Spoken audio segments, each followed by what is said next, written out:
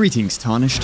Elden Ring's Convergence mod has 27 unique starter classes with their own distinct paths and playstyles, and I am on a mission to discover which of them is truly the strongest. The only way to do this is to play through the game at least once on every character, whilst updating a totally unbiased and scientifically verified tier list after each run. So buckle up, boys and girls, because it's about to get naughty. You fucking donkey! In today's Convergence tier list episode, I finally play through as the electrifying Dragon Cultist. Specializing in pure faith, the Dragon Cultist uses pure lightning damage to evoke the power of Zeus himself onto unsuspecting enemies. Seriously, this shit is crazy. Okay, now let's swap to the Death Lightning Barrage and hit him in the eye. I feel like this will be really good damage here. Come on. Oh, we staggered him. Oh my god, oh my god. You're dead. The class also introduces a unique mechanic called Current, which allows you to build up your electricity charge to increase your damage output. The more current you have, the greater the output. Okay, more! Oh, we could even finish it here, maybe. Almost. Let's go, Lightning Storm, come on! Gonna be big damage. Oh my god, here we go. Oh my god. Oh, shit, dude. This is now the 4th episode of the Convergence mod series where I try to figure out which class reigns supreme. And if you like this video, make sure you check out the rest of the playlist. But alright, that's enough yapping from me. Enjoy the gameplay of what is possibly the strongest build I've ever created. The Dragon these nuts. Got him. The time is ripe. Hello everybody, the people have officially spoken and the Dragon Cultist is who we're doing in today's video, so let's lock it in, baby. People were really keen for Dragon Cultist. I'm not sure why. Lightning is fun and cool, but there must be something in it that's just really busted because people were clamoring for me to use the Dragon Cultist. Definitely won by a landslide, and holy whopping 21 faith. That is quite significant, and is that the golden epitaph we start with? I don't know, but we're about to find out. Name Dragon D's. No, I'm not proud of it, and I would do it again. So I've never done a Dragon Cultist playlist before, but I do remember when I recorded the intro for this series, I came here to get some footage, and I remember thinking this is gonna be one of the coolest spawn points of all the characters. I mean, look at this. You got the dragon there, random lightning strikes coming down. I don't know. I think this is a really cool spawn point. Oh, wait, it can actually damage you. What the hell? Usually all the things that spawn next to you in Convergence, like each has a different theme. So the Necromancer will have like undead enemies that spawn next to you. Usually they're all friendly. I suppose lightning is not a real enemy, so it can in fact hit you. But let's have a look here. We start off with Lightning Channel. Lightning Spear is a classic. Hone Bolt is a classic. A Lightning Channel, I don't know what this is. Okay, looks like you could just hold it and... lo and behold, you channel lightning, shockingly. And then this is not the golden epitaph, it's the draconic epitaph, and yeah, it has lightning slash. Okay, so basically the game is GG already. Having a weapon that starts with lightning slash means you all automatically win on the spot. The Dragon Cultist primarily uses faith with lightning damage. The following locations have Dragon Cult spells: Morn Tunnel, Altus Draconic Tree Sentinel, okay, easy win. Lord Contender Everjail, Fire Missoula, and Scorpion River Catacombs. Notable armor sets for the Cultists are the Lendal Knight set, Malformed Dragon set, the Death Knight set, of course. The Death Knights have been moved to the Deep Root Deaths. That is something I discovered in one of my videos. They are no longer in the DLC. I don't know about both of them. I know one certainly is not at its usual spot. And then the Priestess Heart. Okay, I suppose that'll be a part of the caster build when we get there. I assume that means this is a Bayle run. I haven't actually fought Bayle yet in Convergence, so that'll be interesting. And here we go. This is what I'm really here for. The spells are cool and all, but you guys know me. I love the weapons. Blades of the Prince, Altus Plateau. Those sound really cool. Draconic Epitaph we have already. Then Godwin's Crag Blades. I believe that's a twin blade. Looks really good. Glaive of the Ancients is a weapon I've talked about, the one you get from Seera that I always grab but never use. Then Dragon Greatclaw will be interesting to see if they change that weapon because it's usually pretty bad. Then also the Gravelstone Arc Blades. Insanely cool weapon. Never used them before, but I've seen footage of them and my goodness, they hit hard. Then Dragon King's Cragblade, Bolt of Grandsax. Usually for these runs, I don't go and pick up the stuff that's in vanilla Elden Ring because you guys have seen them enough times. So I probably won't be going to grab those. Then Veteran's Prosthesis, Dragon Cult Seal, which we already have, and Dragon Cult Crest. Also, in terms of the starting armor, I kind of like this look, man. Definitely one of the better ones we've had so far. The Dreadnought was really good. I think that might be my favorite of the starting armors, but I think this is number 2 so far. I really like this. We do also start off with Electro Charge. Calls down lightning to charge the caster's body while charge electric shocks will strike the area several times. Charging increases potency. Builds 2 current on initial cast and slowly builds current while active. I'm not sure what current is. That's going to be a new mechanic of the class, I assume.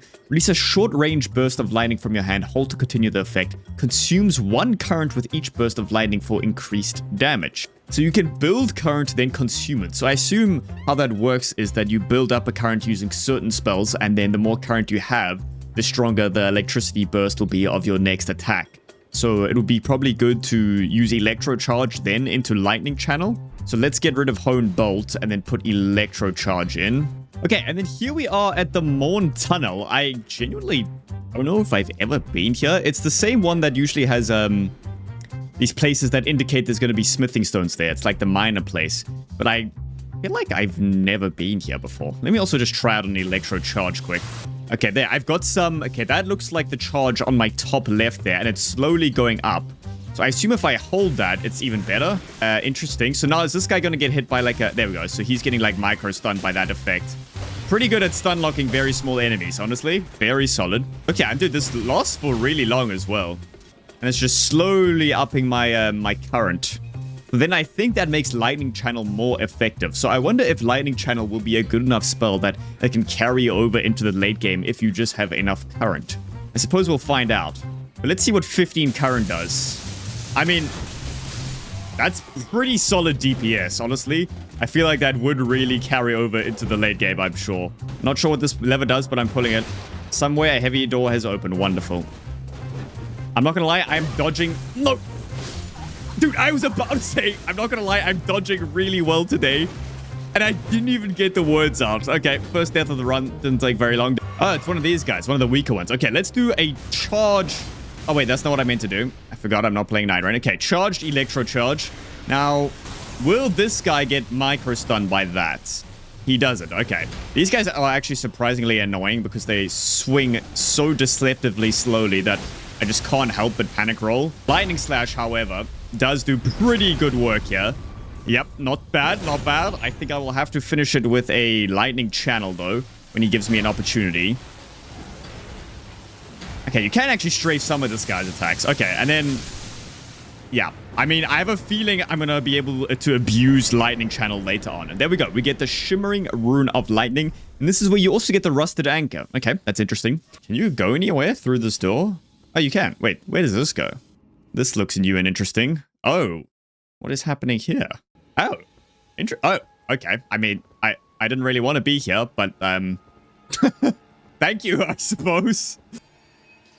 Lightning Strike, Dragon Bolt Blessing, Lightning Orb. That looks like some ball lightning. Static Charge, and then you already get Knight's Lightning Spear. So once again, we've already won the game because we have the most broken spell and we have a really good skill. However, we probably won't be using the older vanilla-based spells. Summons lightning that covers the caster's body, reduce the FP cost of incantations by 50%, and increase casting speed by 30. That is quite significant. Just a very solid all-round caster buff. Then Lightning Orb is what we're here for. Hurl a large conjured orb of lightning at foes. This incantation can be cast repeatedly.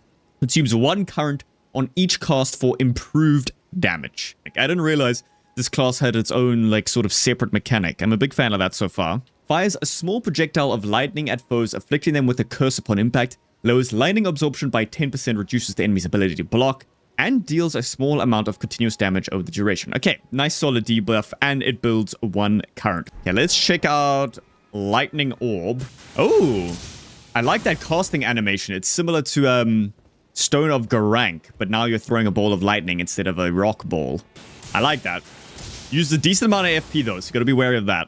And I think immediately I want to go test some of these out on Margit, so let's just go slam him ASAP. And of course, you guys know me by now. Gotta pick up my trusty buckler for every run. You never know when you're gonna need it, man. Okay, let's keep the tradition alive of disrespecting this guy. Yep, there we go. Dominance asserted, and he will never forget me. Oh, he really wants to play, hey? Okay. I'll play with you, boy. You want to let me grab the grace? Well, you're gonna have to deal with the consequences of that, good sir. Yep. I mean, usually I let him live, but he really wanted the smoke this time. What can I say?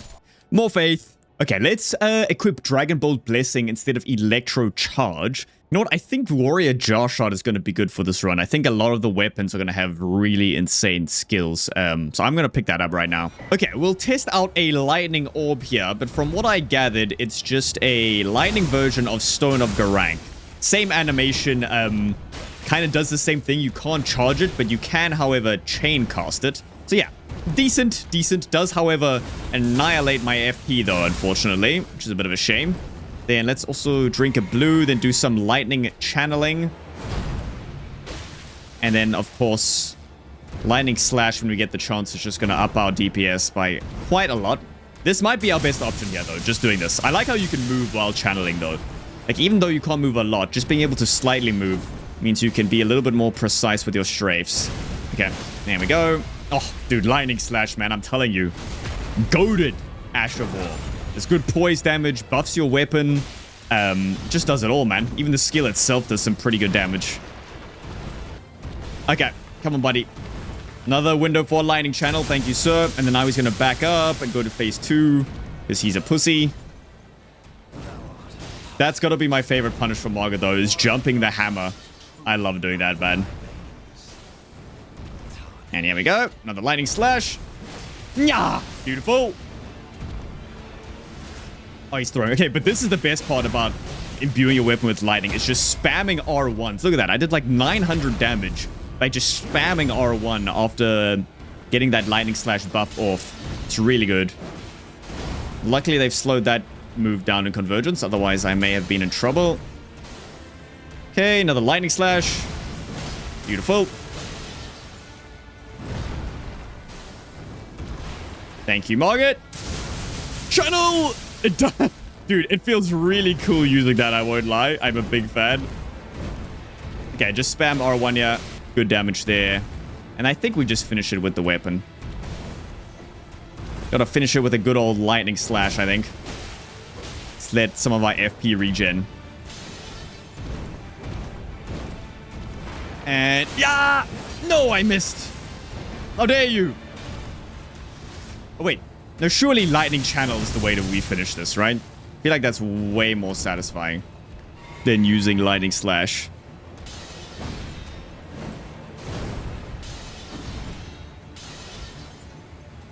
Okay, come on. Let's get him low and then channel some lightning on him. Tail swipe. Yeah, read like a book. Come on, channel. Come on. I'm just holding it. No, he ran away. How could you? Fine. He's throwing right here. We got it in the bag already. There we go. And good night, sir. Pretty cool. I'm liking the class so far. We don't really even have much yet, but I'm liking the feel of it. Another memory stone is actually going to be quite essential here for this this sort of class. And then usually I'd run straight to Godrick here, but this time I actually want to go pick up one of the new weapons first. I like the look of that Blades of the Prince, and it shouldn't be too hard to get. We just go to Cultist. And then I think I'll come back and kill Godrick with that once we've got it. Hello there, Mr. Crab. I'm so sorry that I have to do this to you, but I need your teleporter, unfortunately. And you are... oh. Dude, what? You did it twice in a row. Oh my fuck! I suppose one thing about playing Elden Ring that I'm sure all players can relate to is that we've never bothered to learn the moveset of the Crystal Crab. And you pretty much do like no damage to this guy until you crack his shell. Which takes a while. That move's also incredibly annoying if you don't immediately start running. Then it can mess you up. It's not like a Crystallion. I haven't even cracked his shell yet. I have to keep hitting him. Like, I got a riposte, but I'm still doing very little damage. If you do have a strike weapon, though, oh my goodness. Dude, fuck. That move is actually deceptively annoying. That one. Oh! Goodness. Why has this guy got like a complicated moveset, man? What is this? It's just meant to be a crab. And he's gonna bamboozle me. Okay. Surely you die now. A couple more lightning strikes should do it. No. Ah, dude, that move's also so annoying. It's actually quite difficult to get out of the way in time. Holy fuck.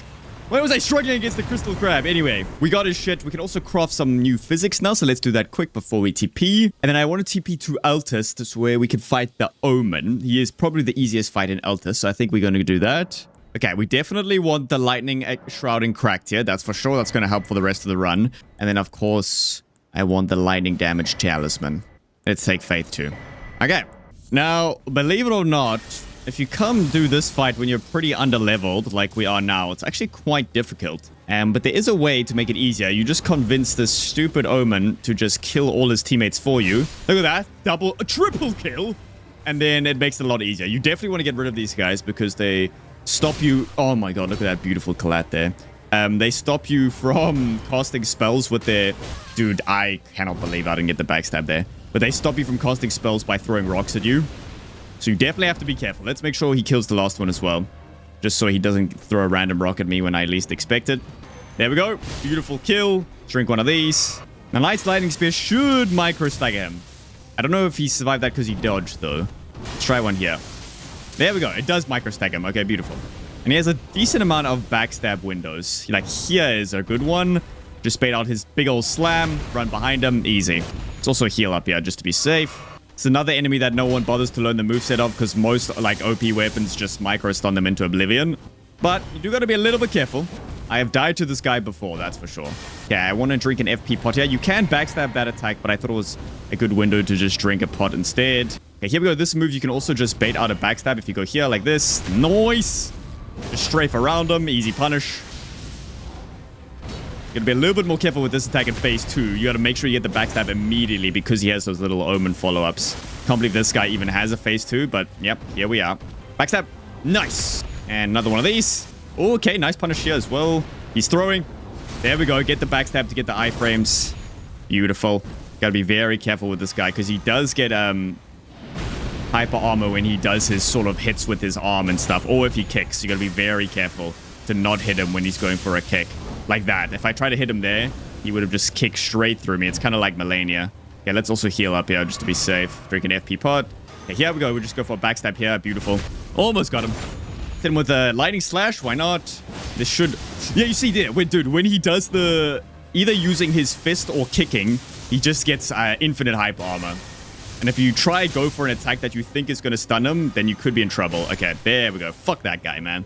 A lot harder than it looks. Trust me, dude. Try come do this fight when you're, like, very low leveled, and you will struggle. I've struggled before in this fight many a time. But I've learned to do it because I've played through the mod, like, so many times now. Okay, let's go and grab these daggers. I saw people complaining that I don't level Vigor enough. And you know what? Maybe I should. Let's at least go to 20. That should be fine. Ooh. Wait, this is not usually here, right? This doesn't look like this normally. This is the new part. This is a convergence thing, right? Yeah, this is not in standard Elden Ring. I'm, like, convinced of it. Especially that dragon. I would recognize that. Also, these statues. Damn, they look good, though. Cool, random new area. Dude, I checked every caravan, and it turns out the one that I didn't look behind is the one where it is. Like, you've got to be kidding me, man. Anyway, there we go. Yeah, it is a paired weapon. Okay, interesting.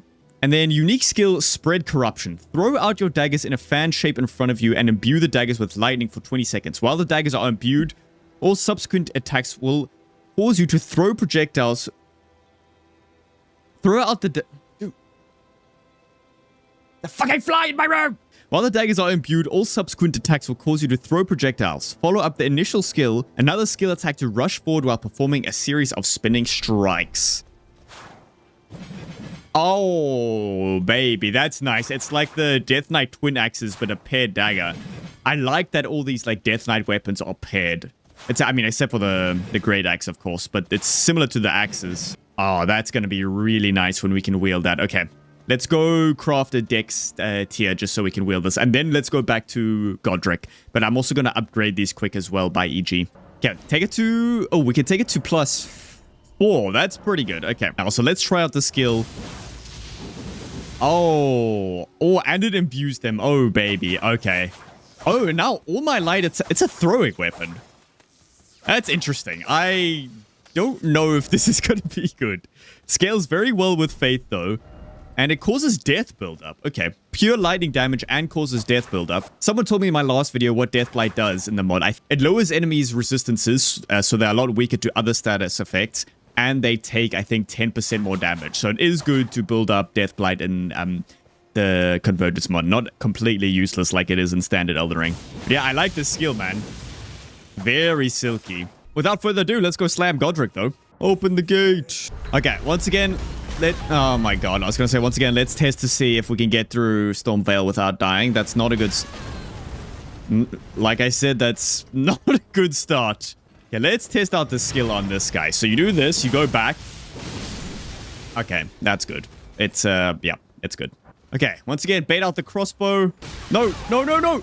No, crossbow, please shoot. I can't go. Fuck! So, ladies and gents, I've been playing Mortal Shell 2. I actually just did a random live stream. I haven't been live streaming at all lately. I'm not sure if there's too much interest in me live streaming. If you guys would be interested in me streaming these Convergence runs, just let me know. I know some people don't care for streams, but there are some who I'm sure wouldn't mind it. Anyway, I was streaming some Mortal Shell 2, that is, and the game's good. It's good. It's really good. It's getting a lot of people excited. Played like 3 or 4 hours last night myself on the day it released, and it felt really good. So another recommendation by yours truly, Mortal Shell 2, ladies and gents. It's not that expensive as well. It's not like a full price game. Definitely reasonable, and there's a lot of build variety. The world is really cool as well. Just seems like a great game overall. I like the shell system. It's really cool. The first shell I got is basically just wilder. You get into this very like domineering muscle mommy suit called I forgot what her name is. Proxima. So Proxima's suit just gives you Wilder's grapple, but with like a lightning follow-up. It's pretty cool. And that's only one of the shells that I've found so far. I'm pretty sure there's way more. And the attacks and critical hits especially just feel very like visceral and meaty. I just picked up an axe, and my god, it feels heavy whenever I hit an enemy with that. And whenever you do get a crit, it goes to like a really cool camera angle, and I don't know, they just feel like super strong hitting a crit in that game. Yeah, I can't really recommend it enough, I suppose. Okay, enough glazing.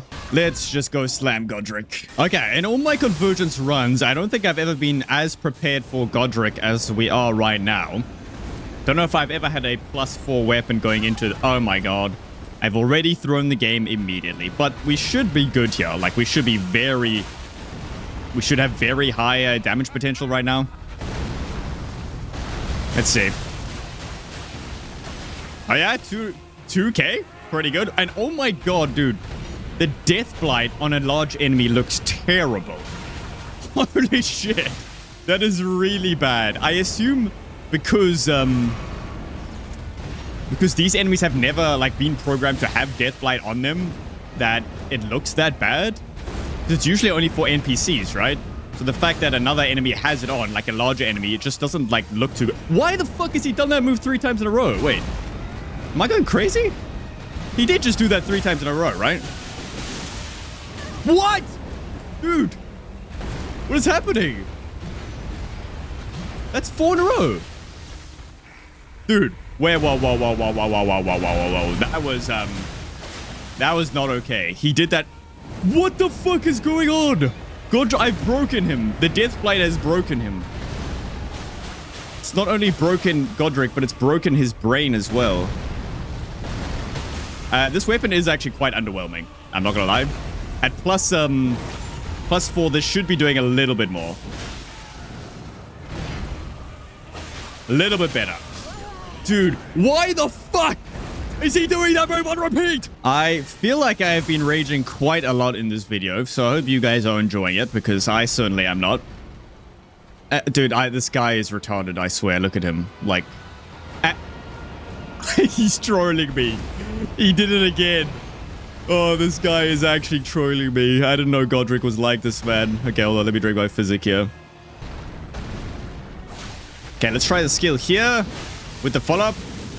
Oh, the follow-up almost took me out of range of that. Probably shouldn't have gone for the follow-up there. I think I can do it here, though. Okay, there we go. There's the Death Blight. So that means he should be taking more damage now. I do feel like when you buff up this weapon, though, it actually does less damage because it's now throw... Oh, dude. That was also pretty cool. The fact that Godrick can block projectiles when he's still... Dude, what the fuck is this guy doing? Shotgun's pretty good damage, though. What is he doing? What is happening? Convergence, what is happening? Why is he doing this? I don't understand what's going on. Something about the Death Blight maybe has broken him. Oh my god. Like, it looks like I have repeat action on, but I don't.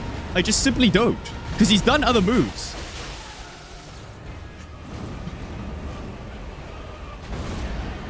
Oh my god, dude. I mean, I guess it's an easy punish every time, I suppose. So we'll just let him do it, I guess. I wonder if he's going to keep doing this in phase 2, though. That's the question, isn't it? Dude, I don't know what's going on with this guy right now, but he's being so weird, dude. Godrick, why are you like this? Why, sir? Oh, I just avoided that. My goodness. Is he going to just start spamming this move again? Let's find out. Because if he does, I'm going to be upset. Dude, what the fuck? Why are you doing this, Godrick? Okay, he did a different move. Crazy. He actually did a different move. But I'm still concerned that he's broken. Okay, okay. I mean, he's doing other moves. I just don't understand why when he does do that one, he just recues it over and over again. Like, what is going on here? Okay, maybe I should do jump attacks. The jump attack with daggers, or at least paired daggers, is pretty good. Okay, I can do the skill here. Nice. Good. 1200 on the skill. Okay, that's good. And here we go once again. Now, let's see if he does it twice in a row. You best believe he's probably going to. Dude, what the fuck? I don't know why this is happening. That's never happened before to me. Oh my. I mean, it is like his easiest move to punish, although it's easy to punish because he doesn't do it again. But I have to back up immediately to make sure I don't get caught by the wind, so it's actually not as good of a punish anymore. So I don't know, man. I don't know what's going on with this guy. Anyway, we almost got him here. And there it is again. I mean, suppose we can finish him with the skill. Yeah, just get out of here, Godrick. I don't know what's going on with you today, dude, but get the fuck out of here, man. Usually the good part about power stancing daggers is you can do like insane bleed buildup if you have 2 blood daggers. But the Death Blight doesn't do like a chunk of damage. It makes you do slightly more damage, but certainly not as good as having 2 bleed daggers, that's for sure. I mean, you do proc the Death Blight, but I don't know. It seemed very underwhelming. Like, you'd expect a +4 Somber to be doing a bit better than that. Okay, now I think our goal is to go into Leyndell, also defeat the Draconic Tree Sentinel because he gives us the next glowing rune. That's going to be a tough fight because we're only doing pure lightning damage and he is of course resistant to that. But we can also go and grab the Gravelstone Arc Blades in the Windham Catacombs because that's also an Elder. So let's go and get the next Somber Bellbearing first, then go and grab those Gravelstone Arc Blades because I think they are pretty cool. Okay, so the plan here is to just get a stance break with my straight sword, then swap to the daggers, and then go to town. Because the daggers will take forever to stagger this guy. Are you going to hit me? You're just going to stand there. There we go. He did, in fact, hit me. Okay, story stagger. Oh, we ducked over that swing. Beautiful. Perfectly calculated, of course. I knew that exact thing would happen. Obviously, you know. They don't call me the predictor for no reason. Okay, yeah, then now the dagger just slams him. Let's do this. And then... Oh... Oh, throwing the blades, though, does not micro-stagger him, though. That's why, dude, throwing weapons are just useless. Look, doesn't even do anything to a Crystallion. I don't know. I feel like this weapon is better when you don't have the throwing bit equipped. Hoi, stagger. There we go. Beautiful. Now to these. Yeah. And in. Regen some stamp. Just like the Blink Bolt axes. Pretty cool. I do feel like the Blink Bolt axes are just better, though. This just feels like... It looks really cool, and I like the idea of the weapons, but in practice, maybe I'm not built around them properly. Maybe once we get a few more talismans later on, I can make them a bit better. Like, successive attacks will pair well with it. Maybe even the throwing talisman as well would be okay, because this is... I suppose that counts as a throwing weapon. But yeah, not the greatest. And then our next weapon is at the Vindurm Catacombs, I think, which is somewhere over here. It's going to take us a while to get there. And I think this is the right place here. I actually... Like, I've never come to this dungeon before. Even... Every time I play through these runs, there's always some new thing that I find. So this is in regular Elden Ring, and somehow just missed it, I guess? I'm not even sure what boss is at the end of this. Oh, no, please. A trap. Holy, that reminds me. Dungeons in Mortal Shell 2 are actually really good. A lot of Souls-like dungeons just don't quite do it as good as Elden Ring. But so far, from my experience, the dungeons are really immersive. And the traps, oh my god, the traps are brutal. Like, you gotta be properly on your toes. Oh, you gotta love the imps. You gotta love the imps! Ooh, Combat Remnant, we'll take that. I haven't even been to this dungeon enough in regular Elden Ring to know if it's changed at all. Like, I genuinely have no idea.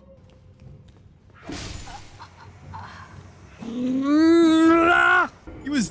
Dude, that guy had blended in with the stairs completely. I wasn't sure what enemy was going to be in here. One of these fuckers. So luckily, Night Rain has prepared me for this moment. It would be nice if I had a Crystal Dart, because that would just trivialize this fight. But not to be... Night Rain would have prepared me for this, though. There's so many random-ass enemies in this game that I know now because of Night Rain. I mean, I say that and immediately get pounded. I just hate this guy so much. His moves are so unintuitive and weird. Just look at this. Like, what is happening right now? Dude, just hit! There we go. About time, buddy. Took you long enough. Yeah, I knew he was going to hit me with the Uno reverse tail swipe. Can strafe that, Oh, can strafe that poke if you are close enough. If you're too far, I would not recommend.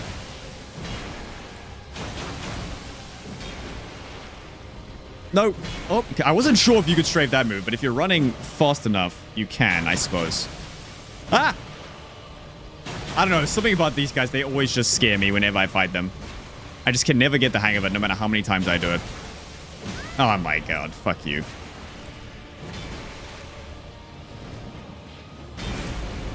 Also, if they do that move, the one they just did on a lower ceiling, it can sometimes like come down faster than you expect, which is also very annoying. Okay, let's just finish him here.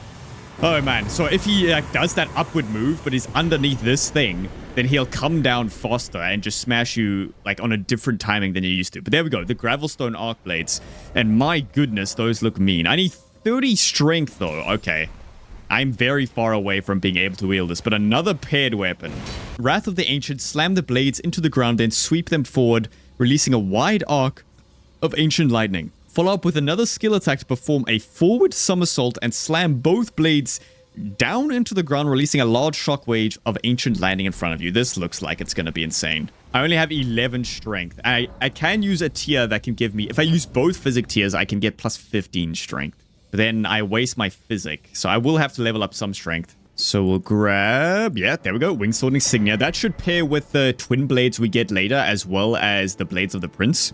Now, usually fighting an enemy like Draconic Tree Sentinel on a run like this would be an abysmal and miserable experience because he has a whopping 80% resistance to lightning, and the only damage type we do right now is lightning.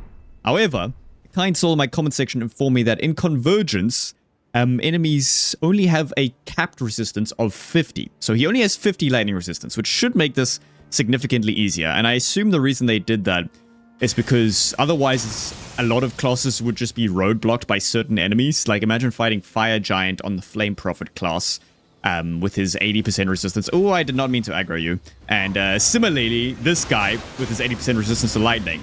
So I'm glad that they made that change. Certainly makes classes like... certainly makes fighting specific enemies a lot easier. I do want to try the charged heavy on this. Seems quite nice the way you... What the fuck?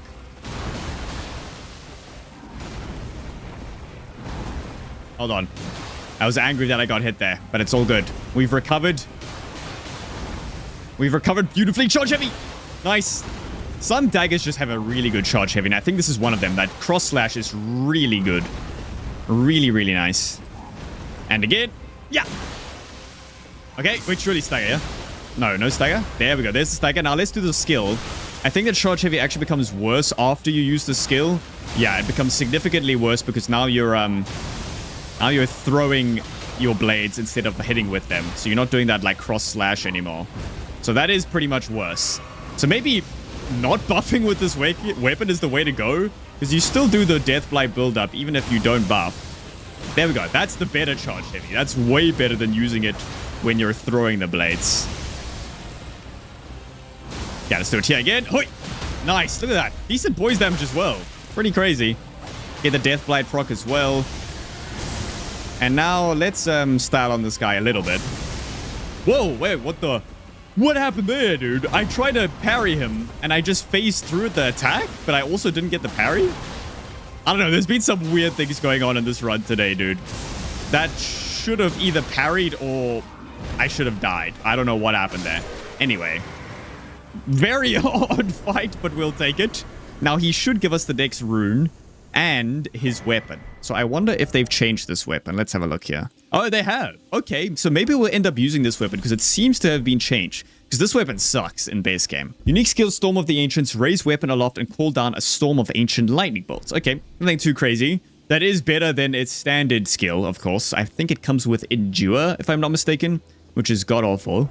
So does mean we do need to prioritize leveling some strengths because there's 2 weapons I want to use now. My priority is to go find the Godwyn Crag Blades, the Twin Blade. That's actually the weapon I'm most excited for.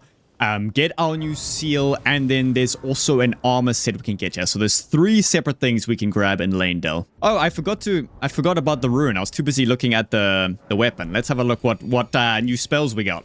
Okay, Ancient Honed Bolt, Ancient Lightning Stake, that's in the base game, Ancient Lightning Beacon, and then Electrocution. I like the look of Electrocution. That seems... Hold on, wait, let me read some of these. Okay, now it looks like we're getting to the Ancient Dragon spells. They've gone from yellow to red. One of the greater incantations of the Ancient Dragon summons a red bolt of lightning to strike foes from above. This can be cast repeatedly. So that's what, like Honed Bolt, but Ancient Dragon version? Where's Honed Bolt? Yeah. Oh yeah, it's got the same thing, just different color. So it's just a better version of Honed Bolt, I think. Then Ancient Lightning Stake is in the standard game, so I probably won't use that. And Ancient Red Beacon fires a focused orb of red lightning forward in front of the caster. Any enemy near the floating orb will take continuous lightning damage. This spell can be cast repeatedly. Charging enhances potency. Consumes 4 current with each cast for improved damage. And then Electrocution. Release a large burst of red lightning from your hand. Hold to continue. Okay, so that's just a better version of Lightning Channel, I think, because you can hold it. I assume it works the same. I definitely want to equip that. Oh, wow. Okay, that is the same. It just has way less vision when you use it. That takes up a lot of my screen.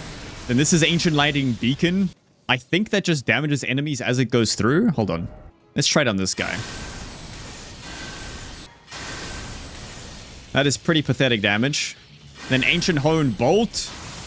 Okay, that's way better. I don't know why that ball is doing so little damage. That seems very underwhelming. That's not so bad. I'm not going to fight that guy, though. My seal is underleveled, but it did seem like the Ancient Lightning Beacon was doing literally nothing.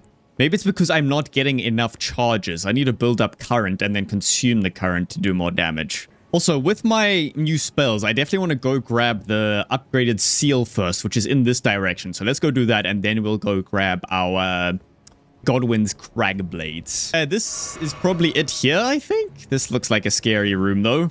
Please be it. Okay, there we go. Dragon Cult Seal. That's what I wanted. Oh my god, get me out of here. Get me out of here. Okay, it's fine. We got it. We got it. Fuck you, though. Okay, and we'll take this as high as it can go. +5 seems to be good enough. We'll take it to +6 when we get the next stone. Now let's go grab the Crag Blades. Then I think there's an NPC in here that has the weapon we want. I'm just going to buff up quick. Oh, there he is. He's wielding the weapon. Oh, it looks so cool. Okay, interesting. He might be a bit scary. He's probably got all our moves. But I think if Electrocution works how I think it's going to work, this could be our designated NPC destroying spell. And yeah, that was pretty good. This guy will probably heal up, though. Yeah, he did. That's cheating, man.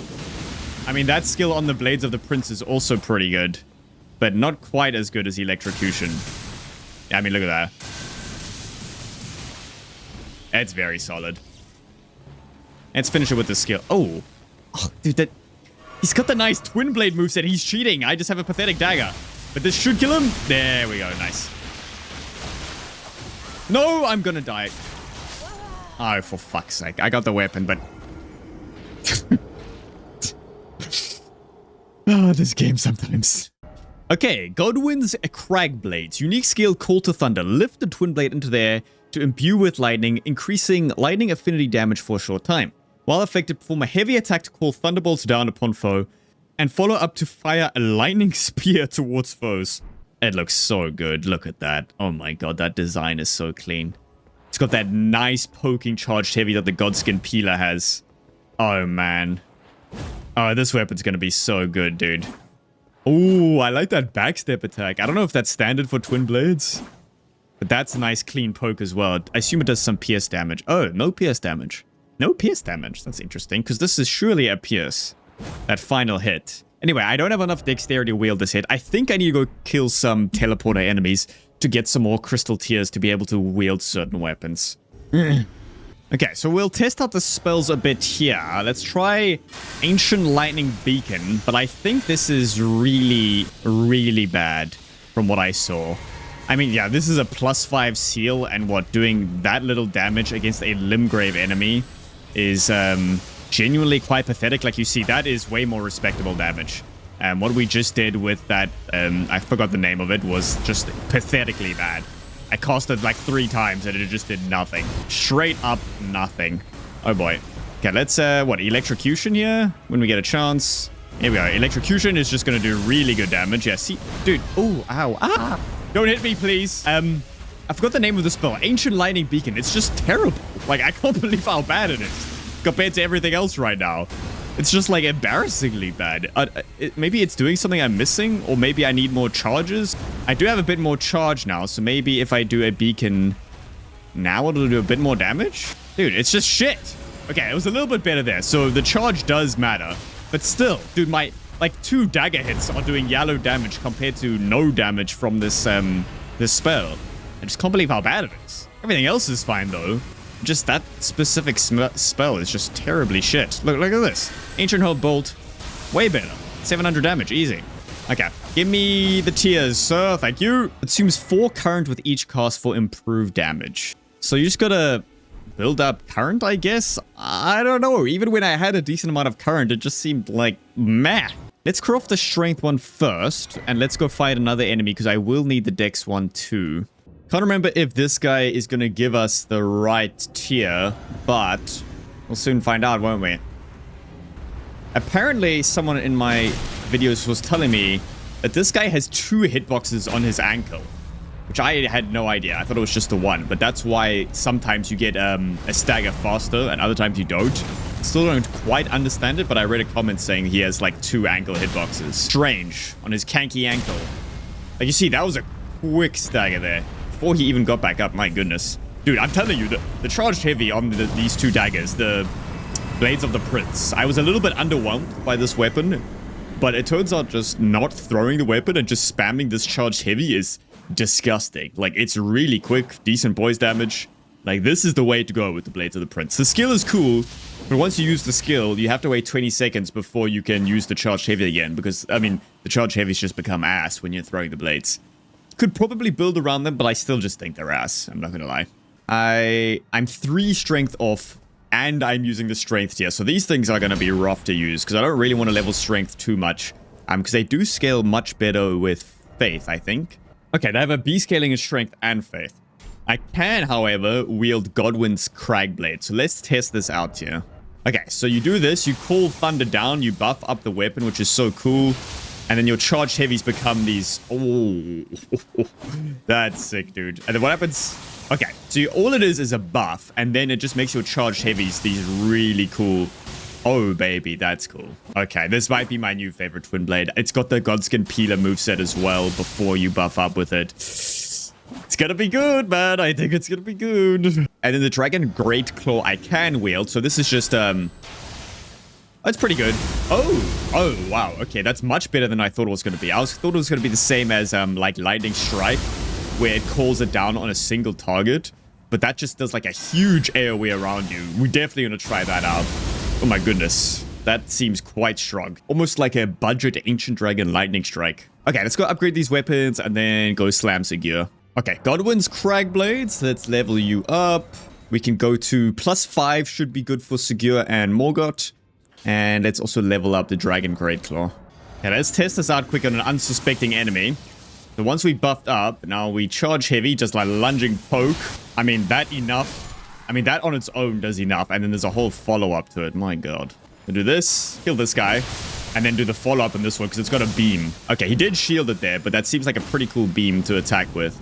This is gonna be good, man. Twin Blades have got to be one of my favorite weapon classes. Okay, first things first, we'll hit him with a static charge, lower his lightning damage negation, and now shit's about to get crazy. I'm not sure when we can get off a charged heavy window. I don't think the buff lasts that long, unfortunately. Okay, if he kicks here, wait, here we go. I can do it here. Oh, that was cutting it fine. Yeah, the buff is already over, unfortunately. So it doesn't last that long. Okay, let's just do a punish here. A couple light attacks. I could have maybe rebuffed there, actually, instead of going for the follow-up. Let's do it here. There we go. This guy doesn't give you too much breathing room. Yeah, I can just punish with a jump attack. Good. Then run in. Nice. Dude, that running heavy is very good. Big fan of that. Same as Godskin Peeler. Okay, could have maybe rebuffed there. Okay, let's rebuff now, actually. Ooh, that spacing was tight. That was close spacing. Goodness, bit risky. Okay, I avoided the butt slam finally. Nice window here. Come on, Sigur. Here we go, another window. I've just run out of the buff. Could have maybe gone for a charge heavy. However, it does look like I didn't have enough time, really. I think I'll just play it safe against Sigur. Finally get a stagger. Okay. About time. About time. Then let's rebuff. I mean, it is a twin blade after all, so we don't need to be using the charge heavy. We can just take the increased lightning damage buff and then just smash him, you know? Okay, here we go for running heavy. Beautiful. Okay, wait for him to kick. Okay, here we go. Now I can load one up. Oh, beautiful. Big damage on that. That was like 1200. Very, very good. And we almost got him here. Couple more hits should do it. Come on. And there we go. Good night, Sigur. Good fight. Good fight, sir.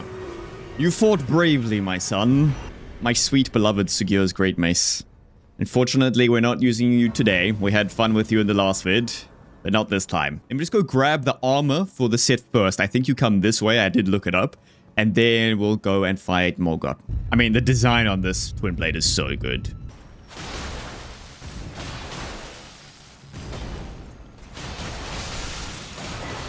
Oh, there we go, dude. I was just fighting this Crucible Knight just to see what happened, and I think I killed an invisible beetle by mistake, and then that just dropped me the armor. That was pretty strange. But anyway, there we go. We got the armor. We'll have a look at it now. Let's make sure we keep watching that guy. Played enough Night Rain to know to not turn your back on the Silurius Tree Crucible Knight, otherwise you'll get cross-mapped by them. Okay, Leyndell Night Helm. Increases Faith by 2, increases casting speed by 6, and increases all lightning damage by 1%. So it seems just like a generic buff to everything. Faith by 4, casting speed by 12, increases all lightning damage by 2. So it's just slightly better than the armor we currently have on. Okay, let's keep leveling strength till we have enough. That should actually be enough. I only need to go to 20, and then the trio will work. So we can actually use the Gravelstone Arc Blades now. Okay, let's have a look at this skill. I hope it's as cool as I'm expecting it to be. That looks like it does so much damage. Okay, these are gonna be fun to use. Let's go upgrade these as well. Boom, boom, boom. Morgott, you're about to get pounded. Okay, come at me, bro. Should be easy game for the Gravelstone Arc Blades. Okay, here, I just... What, light attack? Definitely don't have enough time for the skill there. I mean, that's pretty solid damage just on one light attack. They are a colossal weapon after all. Okay, here we go. I think I can use the skill here. Let's go.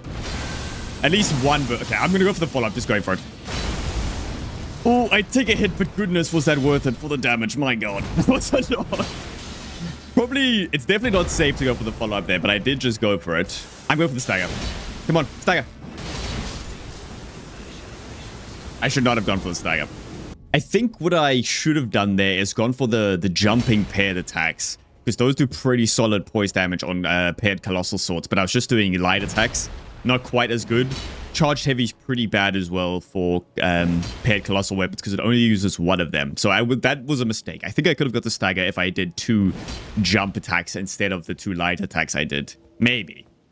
Could just be coping. Who knows? Hit him with the static charge so he takes more lightning damage.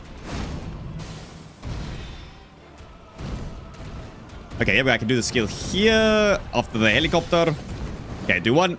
I don't think I have enough time for the follow-up. I did take a hit when I did it last time. So let's not do the follow-up this time. Okay, strafe around. Nice. Good damage, dude. These are doing very solid damage for the level that they're at. I'm pretty excited to get these upgraded. Let's try the jump attack there. Oh, okay, yeah, that is certainly the way. Oh my goodness. Oh, I got lucky there. Oh, dude, I've been playing too much Mortal Shell 2 lately that I forget that I actually have a stamina bar. I've been loving that game, and you don't have any stamina in that game, so you can be very aggressive. But I must remember I'm playing Elden Ring, not that game. Okay, let's do the skill here. No stagger still. Interesting. Damage is fantastic, though. You must remember they also buffed this Morgott in Convergence, so he does have a decent amount of health. So it may not seem like it's doing as good as it should be. Let's just go for an attack here. Oh! Ow. I got greedy there. And punished for it. There we go, phase 2. Just heal up. Morgott's erupting. Okay, surely I can do the skill here. If I queued it up a bit earlier, maybe I could have done the follow-up too. Okay, here we go. Let's go for another jump. Ooh, that's probably our best damage option, is going for the jump attacks with this.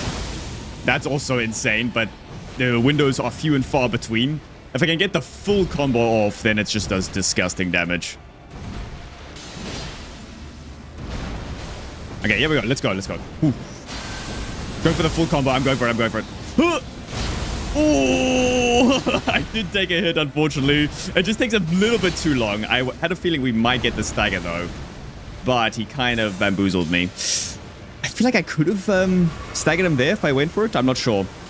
Weapon doesn't do as much poise damage as I was hoping for a paired colossal sword. You would think it would do a bit more. But alas. Okay, jump attack. And he should die here. Let's finish it with the skill, surely. Ah! Oh, beautiful. The gravel stone arc blades. I mean, they're pretty awesome. They're certainly very fun to use. Very, very fun. And you may think they're not that strong there because it took us a while to kill him. But that's just because Convergence Morgott is like insanely buffed. And they're only +5. I think with a couple more levels, I also couldn't wear the proper armor because it was too heavy. I was fat rolling. But with a couple more levels, the right buffs, these things are going to slap insanely hard. Maybe I do a jump attack build with this as well. Get the Claw Talisman. That could also be really good. Because Colossal Sword jump attacks are just busted good. I want to get the Death Knight armor set. I feel like that'd be really good. Probably a bit lighter than the Lanedale Knight set as well. We might need that if we want to use the heavier weapons. And then we'll also go grab the next Somber Bellbearing and the next Shining Rune of Lightning from the Lord Contender Evergel, which I think is in the Northlands. So let's go. Okay, let's also test out the new and improved Dragon Greatclaw here against the Grand Flame Prelates. I feel like they should be pretty good. It's a colossal weapon. Oh, wait, I forgot to use my physic. Oh, wait. Why can't I wield this? Oh, I need dex. I need 1 extra dex. Are you kidding me? Because I did use my physic. Okay, just kill me, man. Oh, let's actually just quit. Okay, just kill me. Fuck, dude, I need 1 dex? Really? So I gotta use both tiers. Crazy. Actually, we could probably just get it by burning Morgott's Remembrance. We'll get that 1 extra dex here. Good enough. Yeah, it's pretty. Okay, now I can wield it without a tier, actually. That's even better. So now I can focus on increasing the damage of the skill, maybe. So yeah, let's go boost lightning damage. Okay, fatty. Today is the day you die. This guy is actually so annoying. I hate his stupid whip moveset. Why does he make whips actually look good? Wait, that was the charge heavy. That was so cool. Wait, that's new. I've never seen it do that before. That's definitely new. That's so sick that they changed that. Because that actually looks like a move that the Tree Sentinel would use. Okay, maybe I do the skill here. Okay, this is going to come down now. I didn't look at the damage, but it seemed to be pretty good there. It's probably better against like a dragon-sized enemy, like a way bigger enemy. But it seems all right. Okay, let's do it again here. See if we can hit him with it. And back up. Actually, it seems like most of it missed him there. So it's probably better against like very big enemies. I know this guy's quite fat, but he's not like that big. Oh, let's heal up here. Oh, this guy has the most insane input reading ever. If you think the Godskin fossil has good input reading, wait until you see this guy. It's diabolical.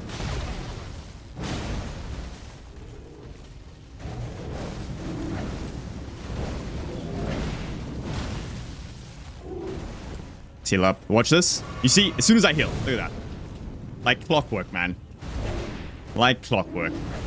Can strafe here, though. There we go. Good. Oh, my God. Stop it. Actually, quite a tricky enemy, this guy. Okay, yeah, we can finish it here, though, surely. Charge heavy to finish! Ah! Yeah, this weapon, dude, it got a very major glow up. I like that. Seemed to not do that much poise damage, though. Because I did a couple charge heavies. We didn't get one stagger, but look at that. Look at the AoE that covers. Be really good at clearing out groups of enemies, just lining up the charge R2. And then, like I said, I think the skill would be really good against like a very large enemy where that hits all of them. But only one or two were hitting the prelate guy there. So it wasn't as effective, I don't think. Okay, let's grab you. Somber bell bearing. Couple of these. And I'm fairly certain we have to fight Vike now at the Lord Contender's Ever Jail. And I think a Twin Blade is a pretty good weapon for fighting NPCs. So we'll just use this one again. Why not? Boom. Make sure we level up our seal as well. Very important. It would be thematically appropriate for this to be the Vike. Yeah, this is the Vike Ever Jail, I'm pretty sure. It would make sense to fight him here. Actually, quite a tough fight from what I remember. I feel like I haven't come and done this for a long time. So my NPC killing skills will be put to the test here. Him with a static charge. Round Table Knight Vike. Oh, we can get his weapon later on. I think that's the one that Seera has. Pretty great. You can also buff up just like he did. And then the running heavy is very good against NPCs. He kind of just tanked through that though. There we go. Beautiful. As long as we don't catch him in a hyper armor animation like that. Okay. No more messing around, bucko. This is where you die. Oh, he almost killed me though. Okay, he heals up. That's fine. Let's just load this up and then hit him with the projectile here. Oh, he rolled it. Oh, he's the goat. He's actually the goat. Oh my God, oh my God, oh my God, oh my God, oh my God. He's just better than me. What can I say? Oh, beautiful damage there. Nice. Don't you dare heal. He healed. Taking this a lot more carefully than I was before. I say that and I immediately almost die. Come on. There we go. Good damage on that. I assume that's the move you get when you use the Glaive of the Ancients. That would make sense. Okay, let's load up the charge heavy here. And then the follow-up. The finish. No. Ooh, the buff ran out after the initial attack I did. So it did like the regular heavy follow-up. That was weird. The timing on that must have been crazy. So I did this. So I did the first move. Then the buff ran out. And I didn't get to do the second one. Anyway, this is what we came for. Ancient Lightning Strike. Ancient Lightning Spear, Vike's Dragon Bolt, and Fortisax's Lightning Stake. Ancient Lightning Strike, a secret incantation of the Dragon Cult. Summons a large bolt of red lightning that strikes foes from above in a large area. Consumes 3 current for improved damage. Ancient Lightning Spear, a powerful incantation of the Ancient Dragon Grandsax. That's pretty cool. Summons a red lightning spear and hurls it before the caster, which causes a lightning bolt to strike at the point of impact. Builds 3 current. Okay.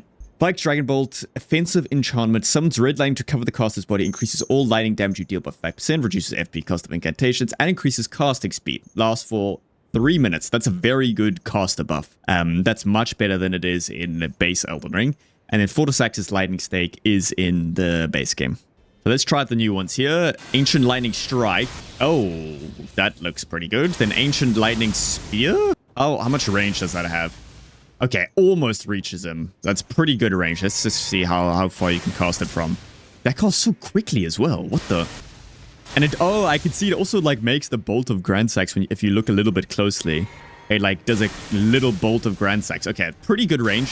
Medium range damage is diabolical, though. Good God. That's just like straight up better lightning spear in Elden Ring. It's just better in every way, much faster.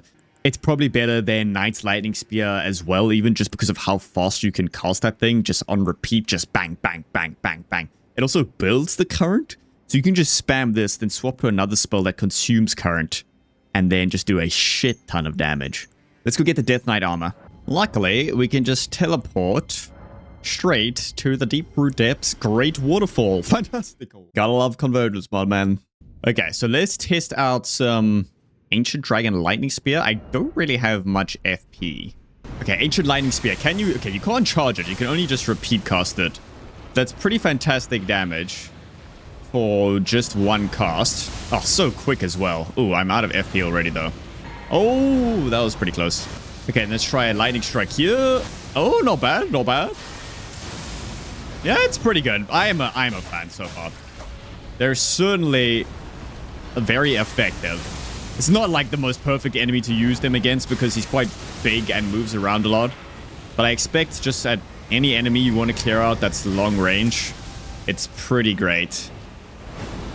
Pretty great. Oh. Oh, that move actually always gets me. Okay, Lightning Spear to the face. It's no longer Lightning Spear. It's now Ancient Dragon Lightning Spear. Okay, let's try get a charge heavy, get a stagger with the daggers. There we go. Trade hits, but it's fine. We get the stagger. Boom. Dude, I'm telling you. Charged heavy on these Blades of the Prince, absolutely disgusting. Never bother buffing with this weapon. Might even try like an Axe Talisman build with this. That could be so good, honestly. The Axe Talisman with the Blades of the Prince, plus the tier that gives you charge attack damage. I feel like that could be really good, honestly. Look at that. Super solid. Comes off so quickly as well. Lightning Spear again. And should die. There we go. Easy. Ulcerated Tree Spirit. More like get shit on. I do have a way with words, don't I? I must say, I'm really struggling to resist the urge to just stop playing this mod right now and just go and stream Mortal Shell. I've been having so much fun on that game. Very few people are watching the stream, like maybe 5 to 10. But even then, it doesn't even matter. Just being able to talk to like 1 or 2 people while playing a really cool new Souls-like, I've been really enjoying it. As much as I love Elden Ring, I've just played it so much, you know? So it's nice to have something fresh and new, especially like a new open world with lots to explore, lots to discover, a really good like build crafting system. I've been using a shell called Proxima. She's the lady who used to inhabit the shell, or she used to be the lady whose shell you now wear. She's just so busty, dude. She's like a proper pure muscle mommy, and there's already so many memes about her. Mommy Proxima. And she happens to be really cool. She's kind of got a grapple ability, almost just like Wilder, but just Wilder's grapple on roids. Like, it's so busted, dude. Oh, forget, this is in water as well, so it's doing even more damage. Wait, I don't think it had that effect, that like AoE effect it just had before I was in water. So I think it adds like a little AoE effect after the lightning strike hits if you're in water. I'm not sure if that's the case, or if I was just missing it before. But that would be a pretty cool detail if it is the case. I actually have no idea where I'm going, by the way. I started running here, but I don't actually know where the Death Knight is. It's actually a pretty great area. I've been exploring a little bit, and I've come to this, this is where you actually fight Border Sykes, but you have to break these sort of like 3 seals here before you can get there. So you fight 3 bosses. But it turns out we're not even fighting a boss. The Death Knight is actually just turned into an NPC for some reason. I'm not sure why. Okay, Lenny, it's time for you to die. He's not looking at me. Oh, perfect time to do that. While he's not looking, he's just slowly walking to me so menacingly. Actually quite frightening. Oh, wow. He likes Deathblight. What? That missed? Nah. 1 parry is all it's going to take. There we go. Unlucky, buddy. Unlucky. And then let's use his own move sort of against him here. Oh, haha, there we go. Finally, the throwing dagger portion of that actually paid off because he tried to back up. And then I just threw a couple cheeky daggers at him and we bamboozled him. Okay, let's put this on. Increases faith by 2, endurance by 1, and all lightning damage. So this looks like the melee build because it gives you more endurance. That's kind of what I want. And this armor just looks so good. So we're going to fully equip this, surely. Yeah, all just gives you faith, endurance, and increases lightning damage. Perfect. Oh yeah, this arm has always been so good. And there is actually like a real Death Knight fight, like the boss, not the NPC. So I think I'll just go fight him just because why not? It's not really a part of the class for some reason. I think it should be. Like I think the Death Knight Twin Axes should be the one of the weapons you acquire for this class. But I guess not. Ooh, a legendary item. I think if I remember, this is Deograph's Opus. It is. Okay, so we'll use that when we come into the... When we come do the Underworld Mage run, we'll get to use that weapon, I'm pretty sure. Then this guy is probably just the regular Death Knight from normal Elden Ring. I doubt they would have changed his moveset whatsoever. And as you'll soon see, the Buckler Parry is more than a match for the Death Knights. I've certainly played enough Wilder in Night Rain to know that. I remember when these guys first came out in the Night Rain DLC, the triple Death Knight fight. I'm sure a lot of you are aware of it, but it was pretty brutal. A lot of runs were ended by the triple Death Knights. But as time went on, everyone learned the moveset a bit better, and then they became kind of a joke. Like, once you know how to deal with them, backstabs, buckler parry, it just becomes a bit of an annihilation. They do have one tricky move, this one, which I found the best way to avoid it is to jump. I actually mistimed the first jump there, but I always had trouble with that move particularly. I'm not sure what the best way to avoid it is. That's just how I dealt with it. You might be able to parry it. I'm actually not sure. I've never tried. And I don't think I want to. You probably can't because of the way that the projectiles go on the floor. I feel like if you try to parry it, you just die. But who knows, man? Who knows? I mean, it is a bit humiliating, isn't it? Just standing him right in front of him without a fear in the world, styling on him a little bit. Just to turn around and just show him who's boss. So yeah, if you ever struggle with these guys, just do exactly what I'm doing. And they're no problem. I also wonder if they have any lightning resist. I'm not sure, because that may explain why our damage is not the greatest here. Because this dagger is supposed to have increased critical hits. And it doesn't seem to be doing anything crazy. But anyway, we did get him in the end. Not too bad. Good night, Aelid, Knight of Godwin. And he gives us the Twin Axes, which is not a part of the class, right? Yeah, I don't see it there. Which is very strange. Like, you'd expect this weapon to be a perfect weapon for this class. Causes death buildup as well. Probably won't use it though, because it is, once again, in base game. Okay, I'm not going to go clear out the rest of this place. We've kind of got what we wanted. I think now I should probably head to Farum Azula. Now, I usually head to the DLC before I go to Farum Azula in these runs, but two of the items we need, I think the Radiant Rune and then also Seera's weapon are both in... They're both in Farum Azula, so that's where I'm going to head now. And oh my god. Wait, hold on. Let's do the skill, yeah. Oh, shit. That was quite a lot. If I do the follow-up, surely it kills him. I'm just going for it. I was so sure I was dead there, but I just tanked through it. Goodness, these weapons hit really hard, man. Feel very nice to use. And now that I know that there's a spirit spring here, my life has been changed for the better. Oh, that was a great jump by me. You do have to get down this initial part first before you can see the spirit spring, which is still quite tricky. There it is there. Maybe I could just jump straight off. I'm not sure. But it seems like you have to get past that initial bit. Boom! We found it, ladies and gents, finally. Up and up we go, baby.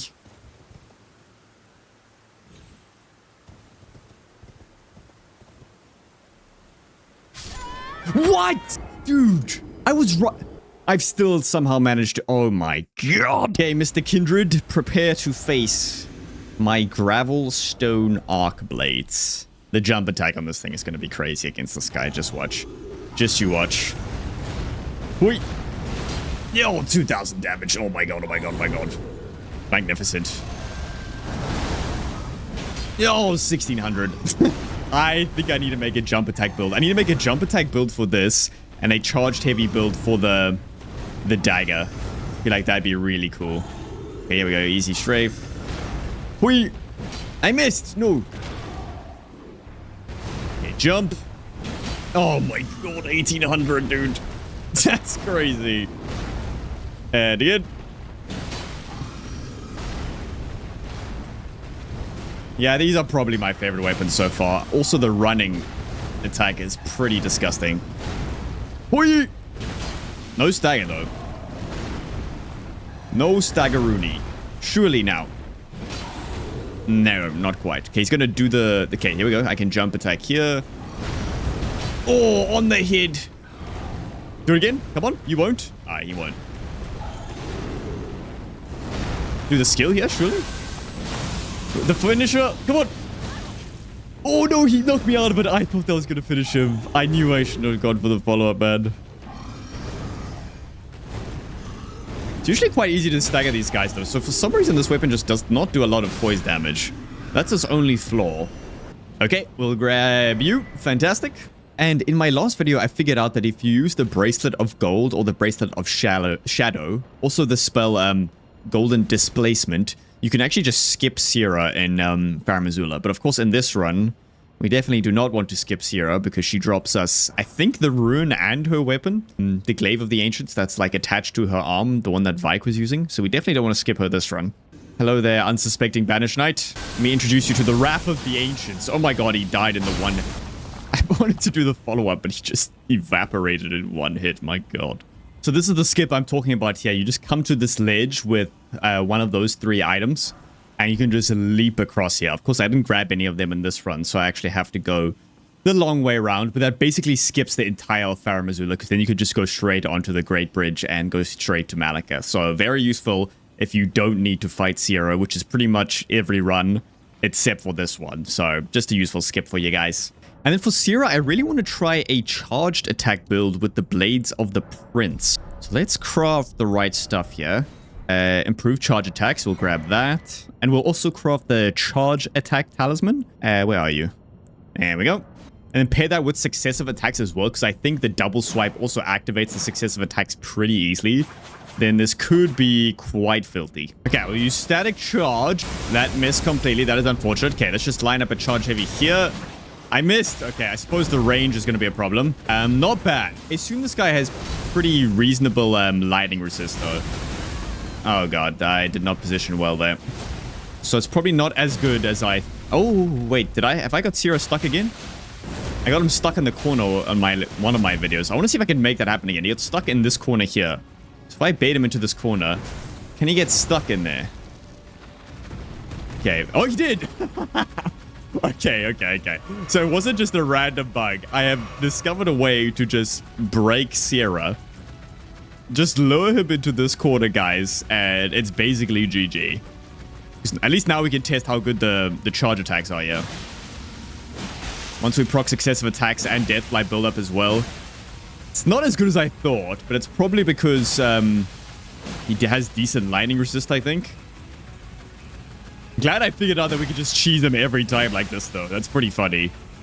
It's probably something they should patch. Damn, he just dancing, man. Yeah, I'm actually slightly disappointed with the damage as well. I did think it would be better, especially when I'm buffing my, Oh, shit. He came back. Oh, no. The riposte fixed him. Oh, my God. I guess that's karma, I suppose. Okay, that's fine, though, because at least we can test this again to see if you can consistently do it. But I've managed to do it twice. I don't know if it's going to work. Yeah, there we go. He jumped into it. Oh, I feel like that should have done it. I'm not sure. But he jumped in it again. I think I need to back up and try bait him into it. Oh boy. Dude, that lightning attack is such bullshit, I swear. The hitbox on it is crazy. Okay, enough of that though. Let's try get him back in it. Come on, jump at me. Jump at me. Okay, he's in the corner. Come on. Nah, I don't know. Maybe I just got lucky, dude. I have to get him to do one specific move, and then it might work. That one. I need him to do that move, but towards me when I'm here. Maybe I can't do it again. Wait. Oh, it looked like he was almost locked in there. Okay, that might be good enough. Come on. Is he stuck? No, it almost looks like he's gonna get stuck, and then he just doesn't. He needs to do that leaping move at me. Must say, I'm dodging quite well here. I don't know. Maybe it's not gonna... Oh, there we go. Okay, so there are multiple ways you can get him into there. So it seems to be consistent. You just gotta keep trying to get him into this wall. I mean, we're learning some stuff. And now we win. Sorry, buddy, but this is how it has to be. My damage against him is actually really bad, though. Okay, that was good. That charge. Ooh. Once I proc successive attack, then the charge heavy does a lot. We actually want him to not stagger. This is so stupid, man. Oh, my God. Oh, wait, that damaged me. Did you see that? I walked into him, and I took a bit of damage from him just, like, twerking on me. Crazy. Wait, let's see if I get closer again. Oh, no! No! Oh my god. Okay. That is the ultimate karma. That is the ultimate karma. I'm doing it again. I don't care. I'm doing it again. Come on, come back. Okay, now jump around. Get stuck in. There we go. There we go. Okay. Oh, look at that high angle he's getting now. Oh my goodness. He's really working it this time. Okay. Now we end you, sir. Thank you for participating. This guy must have higher lightning resistance. I'm not doing great damage. Ooh, I take it back. That was pretty good damage. Whee! No. I'm going under. It took me too far underneath them. Fuck my life. I could really just kill this guy, but I'm determined to cheese him. I would really love to cheese him. Come on, that's the move. That's the one I want him. What? That didn't work. That's usually the move I want him to do, and it just didn't work. I don't know. Maybe I got lucky, because now I can't seem to get it consistently. Okay, dude. Oh my god. Okay, finally, I realized it's actually not consistent to do this at all. It just doesn't work that often. You have to get kind of lucky. So I think I was just getting lucky, but I'm not letting this one slip away anymore. We're going to finish him right here, right now. There we go. Got the death bite. We definitely don't want to stagger him, though. Once you get the successive attacks going, then... Now, charge heavy does some decent damage. Just going to wait a little bit between each combo so that I don't stagger him by mistake. Because then we just keep him locked in here forever. And I'm not going to make the mistake of letting him work on me again. Because that was crazy. Oh, I didn't mean to do that. It's okay. So that does lock him out of it. I guess we'll just fight him now for the rest of it. I must say, this is his most bullshit move. When he does that and then follows it up, it's actually insanely frustrating to deal with. But we can finish him off legit here. This follow-up you can actually just jump over. It's quite nice. Not the other one, though. Yeah, so this one, when he does that one, now you can jump. But not the other one. Let's just finish it with the skill. Why not? Oh, this one. You can't do the same thing here. I actually don't know what to do when he follows that up. Probably best to just run away, just so you have more space to not get hit by the beams. Okay, let's finish it, yeah. There we go. So some silly shenanigans going on there. You won't believe how long I stood here trying to get him back in that corner. It took me forever. So I think I was just getting lucky. So it's definitely not as consistent of a strategy as I thought it was going to be. But let's check out the Radiant Rune of Lightning. Time Warp, Ancient Lightning Storm, Dragon Bolt of Florisax, and Ageless Innovation. So 2 of those have got to be the buffs, I think. Summons red lightning that spreads from impact, consumes 5 current. This just looks similar to Ancient Dragon Lightning Strike. I don't know if it's the same though. They might have just changed the name. Ancient Dragon Storm. I'll equip it just to see. Dragon Bolt of Florisax, offensive enchantment. Calls down red lightning to bolster the caster. While enrobed with red lightning, you gain 10% increase to lightning damage, lowers FP cost of incantations casting speed by 45%, and a 10% increase to all absorptions. Then Time Warp, legendary enchantment. Using the power of red lightning, the caster bends time around themselves, causing the speed of all actions they perform to be quickened for 2 minutes. Holy. Consumes up to 15 current. The amount of speed increase that is granted is determined by how many charges of current that were consumed, increasing 1% per charge with a maximum of 15%. So that just makes you faster. That is actually a really cool enchantment. I'm going to have a look at that. Maybe Electro Charge is good because it slowly builds current. That's probably the best option. So put that on. And then Ageless Innovation consumes up to 15 current. Call upon the power of the Ancient Dragons to fill yourself with Draconic Vigor for 1 minute. For every stack of current consumed, you gain damage negation and HP regen for a maximum of 20% damage negation and 30 HP per second at 15 stacks of current. My goodness. The current is quite important here. Let's just try this Ancient Lightning Storm quick. This just looks like Ancient Dragon Lightning Strike. Slightly different. It's not as random, actually. That looks like it does a very... Let me actually use my camera here to show you. It looks like it does a very... It looks like it does a very huge amount of damage around the center of you, and then it spreads out. So it might be slightly better than Ancient Dragon Lightning Strike. Yeah, you see that. And then it goes outwards in a circle. So it's much better than Ancient Dragon Lightning Strike, I think, because it's not as random. If you're just standing at the top of an enemy, it's most likely all of the initial shots are probably going to hit them. Then let's use Electro Charge and then let our current go up. So we'll just charge up the current. Okay, now we have 15 current and then we use Time Warp.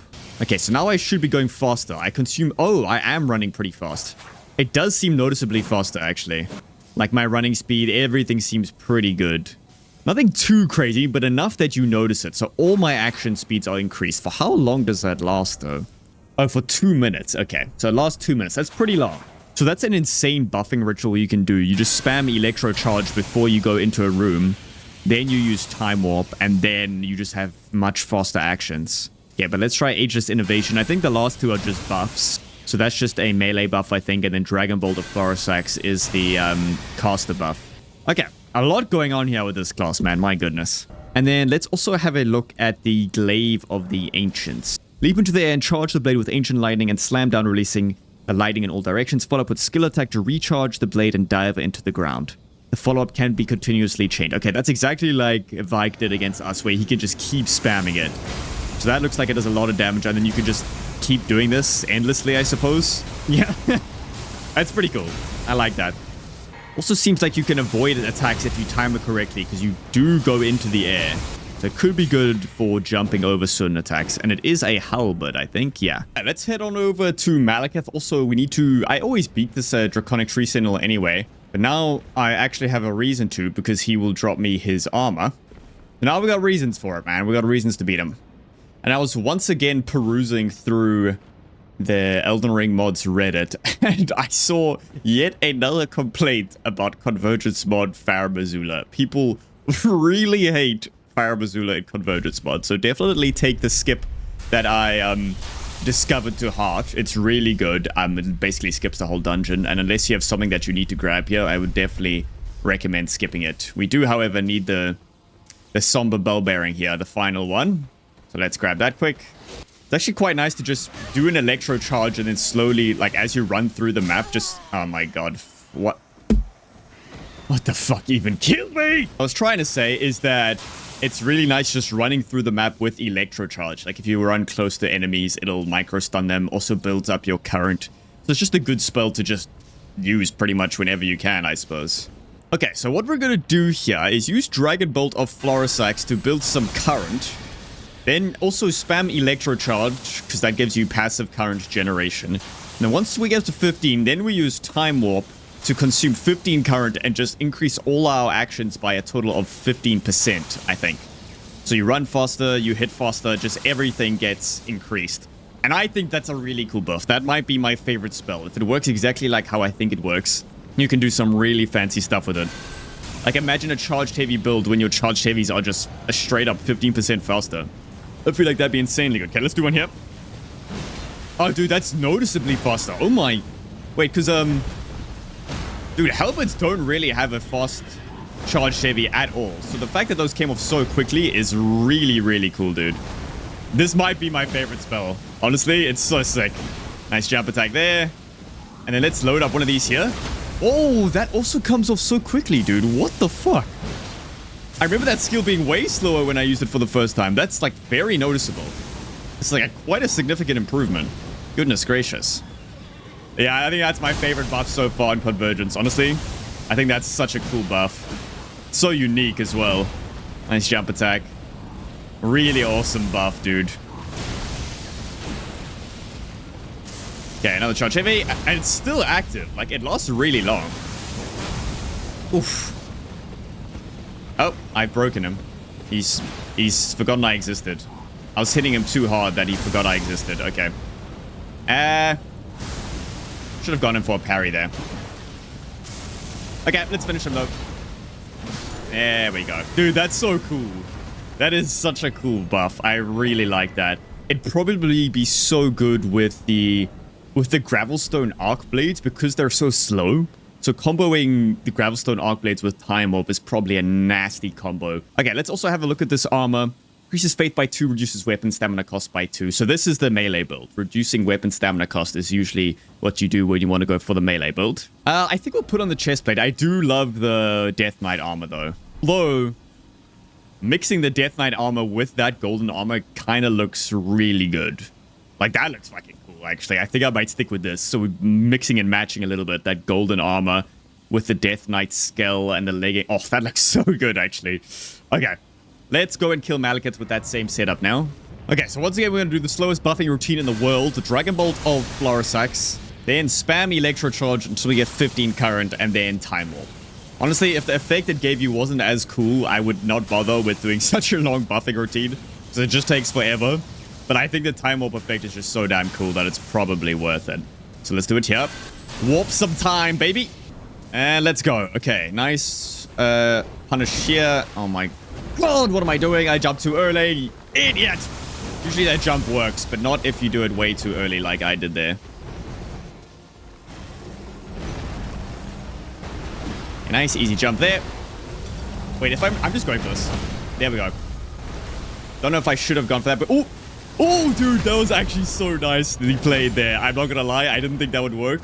But going for the stagger, continuing for the stagger, and then running around getting the riposte before the rocks fall back on my head. That was actually quite a nice play. I'm pretty proud of myself for that. Okay, we may as well just regen some health here. And then I can probably use the skill here. Hui! Don't know if I have enough time for the follow-up. I probably did, actually.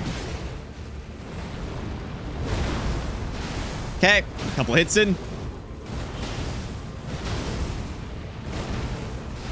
And another. Good. It's gonna roll. You roll behind him, it's fine. Oh my god, I should not have gone for a heavy there. I don't know what I was thinking. I don't know what I was thinking. And he hit me. The greed, man. The greed was too much.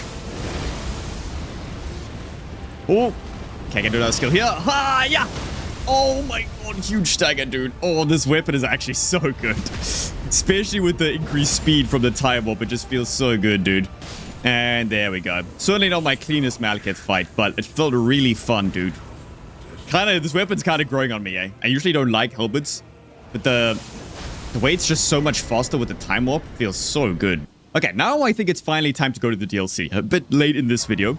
Okay, so now let's also try the Ancient Lightning Storm. Also does more damage depending on how much current you have. So I'd rather just build to 15 current then use the Lightning Storm. I want to see how much damage it does here on a unsuspecting Elben Orc. So you can charge it as well. Okay, it pretty much missed him completely. So it doesn't actually do a hitbox right in the center. You got to be a little bit away from them. There we go. Oh my god. Okay, Jesus. Okay, so if it does hit them, holy damage. And if that was done on a bigger enemy, I think it just insta-kills them, because holy fuck. So let's build current, but this time let's not time warp. I'm not going to time warp because I want to save the full current for the Death Bird. Forbidden Lands. Okay, let's see if we can actually get this off. Let's just do it immediately. Oh, that should work. Oh my god, damage, dude. Okay. And if you hit everything, because this isn't the biggest enemy of the game, but if you hit everything, oh my god. It does so much, dude. Oh. Why are you in this corner? Oh, wait, you can stagger him while he does that? What? I've never seen that before, dude. What the fuck? I did not know you could do that. Interesting. Oh, where's he gone?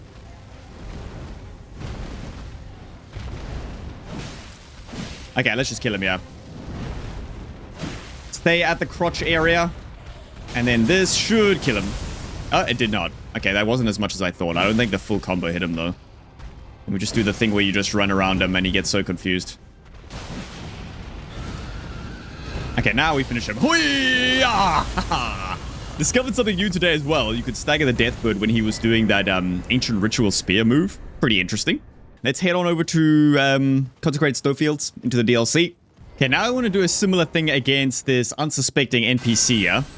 So we'll Dragon Bolt, Electro Charge, get all the way to 15, but I want to use Electrocution this time, because Electrocution also consumes current for more damage.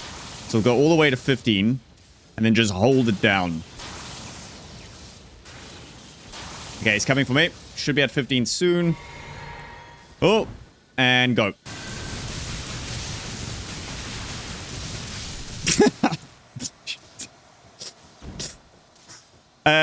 That's pretty good. I don't know about you guys, but that seems like it's quite effective. Quite effective at dealing with NPCs, I must say. And for Konrad, I'll just slap on the Blades of the Prince because it has our highest crit damage. And I think I'm just going to do the same thing I always do. Just parry the shit out of him and embarrass him. So yeah, let's go and do that. Okay, and then to stop this guy following us, we just come here and save and quit out. Easy. Now this will be interesting. I want to try parrying with improved action speed. With a time warp. That should be really interesting to see if it makes parrying any better. Maybe it's be more forgiving. It could even just mess up your parry timings completely, but we'll test it right here. Let's just go to 15. And we time warp. And it's buckler time, baby. I mean, oh, that crit though. It didn't seem any different to me. It's probably like not that. Yeah, I don't know. It seems like normal pairing, I think. But holy shit. The extra 10 crit damage on this dagger is actually doing something here. Crazy work. Oh, he's dead. Okay, well, I think the electro charge actually finished him there. But good god. I think that's the cleanest Konrad kill we've ever had. And I've had builds where I was dedicated into a crit build. And for some reason, I still didn't do as much damage. I think usually because I come here a bit earlier. The only reason I went to Farum Azula first in this run is because I needed a bunch of items from there. So it's probably just because I'm a bit over-leveled now. And Mohg is a pretty big enemy, so I feel like I have to try that, like, Ancient Dragon Lightning Storm. I feel like that's just gonna fucking destroy him, dude. Okay, let's do this thing. Mohg gives you plenty of good openings to be able to use this. So let's just wait for one here.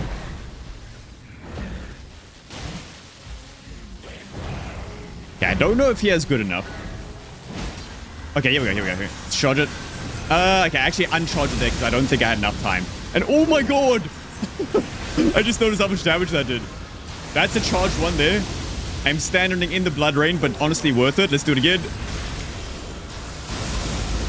Oh my god. I think that missed. It's fine though. Let's just keep spamming it. I have the crystal tier on.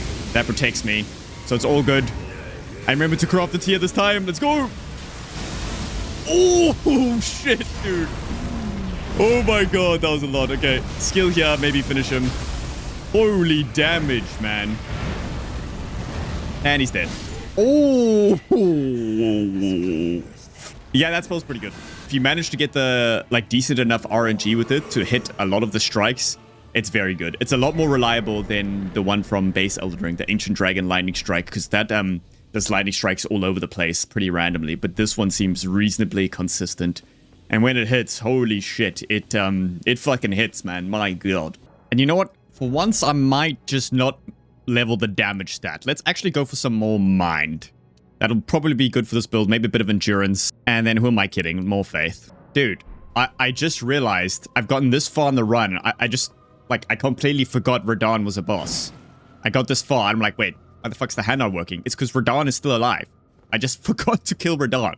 And now because everything's so over-leveled, he's just going to get completely clobbered. Okay, well, let's just go pound Radahn quick, I suppose. At least now we can try push Ancient Lightning Storm to its fullest potential. Because Radahn is a huge enemy.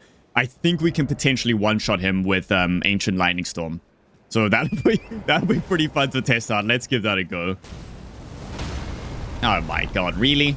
These guys are way too accurate with their catapults. Rest in peace, Torrent. I'm sorry, man. Okay, once again, I'm testing myself to see if I can make it through Redmane Castle without dying. Okay, this is the make or break part. Come on! Oh, clean jump. Oh, I'm the best. Not today, boys. Not today. And I can't really be bothered with Dakk today, so I think I'm just whipping out the buckler again. I mean, you gotta love the buckler, man. And we'll do our buffing ritual where we time warp, but like I noticed with Dakk, I don't think a time warp parry build has that much synergy. I feel like you don't really need to speed up your parry. It wasn't really noticeable to me, any differences. And if you're going to immediately riposte, like, it doesn't matter if you do it faster or not. But let's just do it, just because why not? Okay, Dakk, here's Maximus. Oh, I've already messed up. Crazy. That's alright. Who cares when we do 4k damage of one riposte? 4k damage of one single riposte, and there's another 4,000. Tough fight. Sorry, Dakk, but it has to be this way. It just has to be this way, buddy. You did get a hidden. Gotta respect that, but this is only ever going to end one way for you, my friend. And Radahn, I think I'll put on Godwin's Crag Blades just to have a weapon, but I think what we're really going to do is just smash him with Ancient Lightning Storm. I just noticed this Godwin Crag Blade plus the Death Knight armor is a really good match. Look how clean that looks. Holy fuck, you got the black and gold on both of them. That is such a cool combo. Okay, sorry Radahn, but you're about to get pounded. Let's do the most insane buffing ritual in the world once again. Get to 15 current, no time warp, because we want all our current to be consumed using Ancient Lightning Storm. And then when he does his like midway phase change is a perfect time to use Lightning Storm. So we gotta hit him a little bit with the Twin Blades just to get him there. Oh, that was very odd. Okay, let's just hit him a couple times. Come on. Okay, surely here he's gonna do it. Okay, here we go. Now, on the second iteration of this, come on, pull. Okay, here we go, here we go, here we go, here we go. This is gonna be huge. This is gonna be so huge. Charge it up. Oh my god, wait, do it again before he goes up. Come on, come on. Oh, shit. Okay, I thought we could get him on the second one, but I didn't charge up the second one. But we could certainly get him when he comes down, that's for sure. Whee! Okay, here we go. Let's do it again. Oh, this is GG. Oh, it's so GG. Oh, he's so dead. Come on. Yep, there we go. Very balanced. Very balanced spell. Makes the game very challenging, as you can see. Yes, yes, yes. Okay, now we can actually go into the DLC, finally. I'm usually a firm believer in having a fair fight and like trying to do low damage in order to make the fight last longer, but I must admit, there's something really oddly satisfying about pressing a single button and just seeing a massive damage number just pop up on your screen. Maybe my opinion's changing, but that just felt really fun, I'm not gonna lie. It's kind of nice to just see everything evaporate. First things first, we gotta go get the Radiant Rune. I'm not sure where it is, and then also our Talisman. Let's grab those two things first before we do anything else. So the Shadow Rune is here. I believe it's the catacomb where you fight the Death Knight, so not at the Ruins of Rauh, but underneath. So we got to go to this teleporter and do the full runaround. And then I think the Long Half Death Knight is still there, probably. And then I think this is where our... actually, I don't know. I'm not sure where the talisman is, but I'm sure we'll get it. Oh, wait, that sounds about right. Rauh Reliquary of the Thunderbound. That makes more sense, surely. Because that's so close, maybe we go there first. We should probably just TP here, because we do need to do... we do need to do Florisax's quest, so I think we'll just TP there and then come around here. Also, I'm not sure if you have to talk to this guy to do what's her name's quest, to do the priestess's quest, but we'll just do it anyway, just in case. The exquisite pain. Okay, there we go. And then we'll just TP. Here we go, the Dragon Resting Grounds. Oh my god, it's just a grave bird. Oh, this guy's so dead, dude. Oh, he's got no idea how dead he is. Oh my goodness. I just equipped the Ancient Lightning Spear, so this should be fantastic here. See the range on it. Oh, it's actually not as good as I thought. I mean, it's certainly not bad, that's for sure. It's doing something. This also builds current, so this would be a nice spell to have just to build current. Costs really quickly, builds 3 current on each cast. Certainly not bad, that's for sure. Challenging fight there. Very challenging. Okay, hello, Mrs. Priestess. Let's start your quest. Hello there. I remember this was my favorite NPC in the DLC. I thought she was so cool, dude. Such a cool voice. All the lore behind Bayle as well, just like bombarded onto you.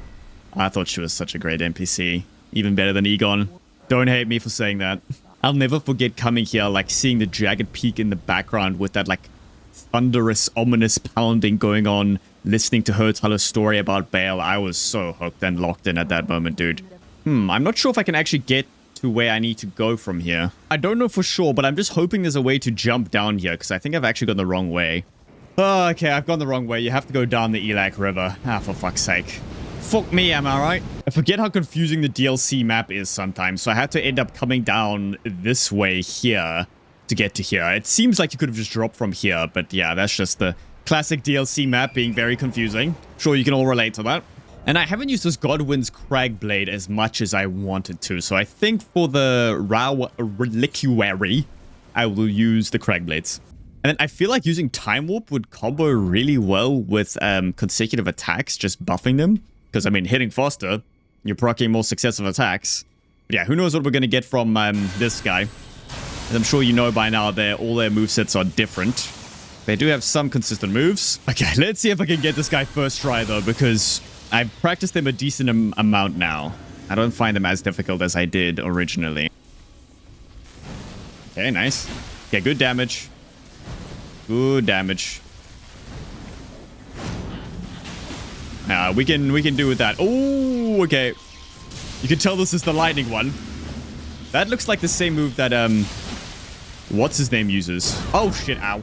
That Daregraph uses, but just like a different version, not an ice lightning version. Oh, I forgot to buff up with my weapon. Hold on. Need to buff up the charge heavy. It might be interesting doing a charged heavy build with this weapon because you do buff your charge heavies quite a lot when you buff up. Okay, I don't know what that is. Oh my god. Wait. Ooh. Oh shit, that was cool, dude. What the fuck? I was not ready for that. Okay, so it's what's his name? It's Nameless King's move, but 3 in a row, and it's not as delayed as the Nameless King. So in the Nameless King, he does the like upward thing, and then you roll after he does it, but it looks like with this one, you gotta roll as he raises his sword. That's cool. That's a cool move. I'm a big fan of that. You guys are lucky that I'm gonna cut out every time I have to buff, but I have to sit through it, and holy shit, it's a bit of a nightmare. I mean, I can't even be bothered to go into 15. Okay, Call to Thunder. Oh, he's doing the move. Not gonna lie, the quality on that animation doesn't look the greatest. And that's alright, we'll forgive them for that. Okay. What you got for me, boy? Easy punish here. Think you can strafe that too? Oh, you can. Okay, cool. Styling on him a little bit, and you can hit him while he's doing this, which is quite nice. And I've never tried to stay in here. I think you can, though. Okay, you can. I wasn't sure if that would work. But that actually gives you a huge window to do damage there. Oh, wait. Okay, we got him dead. Oh, wow. Okay. Kind of cooked him a little bit there. My goodness. Didn't even get to see him do the like, triple lightning move again. So I never actually managed to dodge it properly. But I can't imagine it's that bad. Okay, give me my talisman, boy. Boom. And boom. I'm sorry. I don't know why I killed them. My intrusive thoughts got the better of me, I think. They didn't deserve that. Yeah, just combat remnant now. And final one, I'm pretty sure this is a combat remnant. Yep, there we go. Jewel of the Ancients. Let's have a look at this thing. I have a feeling this thing is gonna be crazy good. Okay. Increases faith by 6, standard. Your capacity of current is increased to a maximum of 30. Okay, that is already pretty good because I think it was capped at 15. Now it can go all the way to 30. That is interesting. So now I can cast Time Warp and have a fully loaded Ancient Dragon Strike at the same time. Normal attacks and heavy attacks with Dragon Cult weapons will build 1 and 2 current respectively. Weapon skills with Dragon Cult weapons will spend 3 current for augmented damage or behavior. Okay. So that is just broken. Casting non-Dragon Cult spells is disabled while equipped. Okay, so that's just an insane damage buff all around. It really enhances the current mechanic too. It was already a pretty good mechanic, and now it's just going to be even better. So, I mean, GG to the rest of the game, I suppose. Makes your skills better. It makes your spells better. It makes everything better. Like, you can buff more. It's just a very solid talisman all around. Probably the best of the talismans so far that I've used. Can't remember all of them, but this one seems to be significantly like the biggest change. I think the Frostwitch one was pretty good as well, but this might be slightly better. Now let's go fight the other Death Knight and get the Shadow Rune. I think that's the best play here. I'm curious to try the Lightning Spear that we have with improved casting speed and the Time Warp. I feel like you can just cast that shit so quickly. Let's test it here against this guy. Okay. Oh, dude, that comes off so quickly. Oh, that's GG for this guy. Micro stuns him as well. Oh, my poor friend. Oh. Okay, so this is the turn off your brain class, potentially. Dude, I haven't even got the Shadow Rune yet, and I'm fairly certain I'm going to be slotting this class at the end of the video as the highest we've done so far. I can understand now why people wanted me to use this class. It seems severely broken. Much stronger than Godskin Celebrant, and that's saying something because Godskin Celebrant is pretty broken.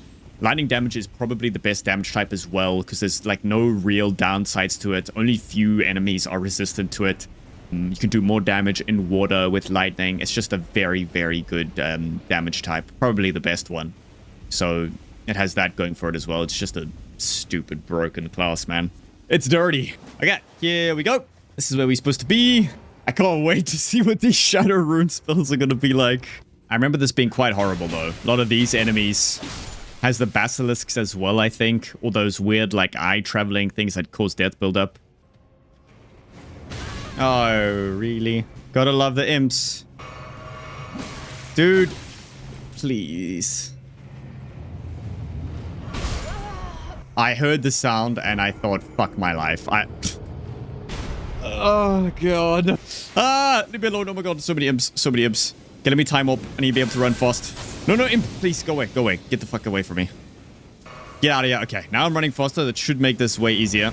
Not falling for this trap again, though. Oh, shit. I'm dying to death blight. No, no, no. Oh, my God. That was close. Oh, that was so close. Almost got death blitten. The eyes of the basilisk. Oh, you want to do some ranged combat, huh? I can do that too, you know. This is a very good spell for just clearing. Imp, stop it, stop it, stop it, stop. I'm gonna fuck, imps! Oh my god.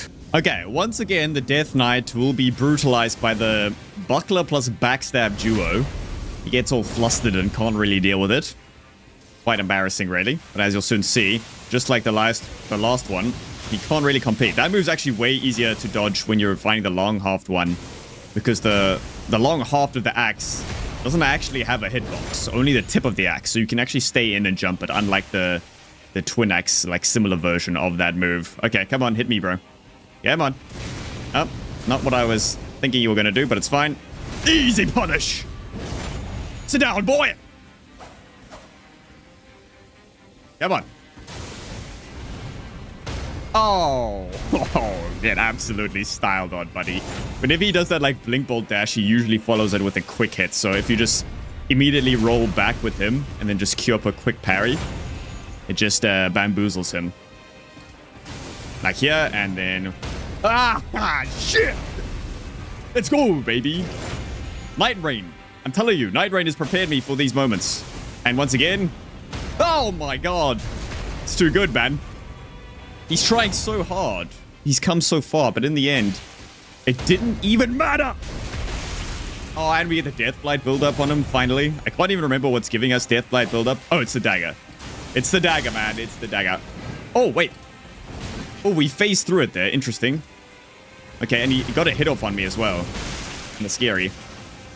Oh, well. He's donezo's. Should we finish him with the skill of the weapon? Yes, sir. Oh, we finished him with his own move. Oh my god, it's so embarrassing. Oh no. That is really embarrassing. Sorry, man. Sorry I had to do you like that, but I needed that Shadow Rune of Lightning. Pretty keen for this. Let's go see what they do.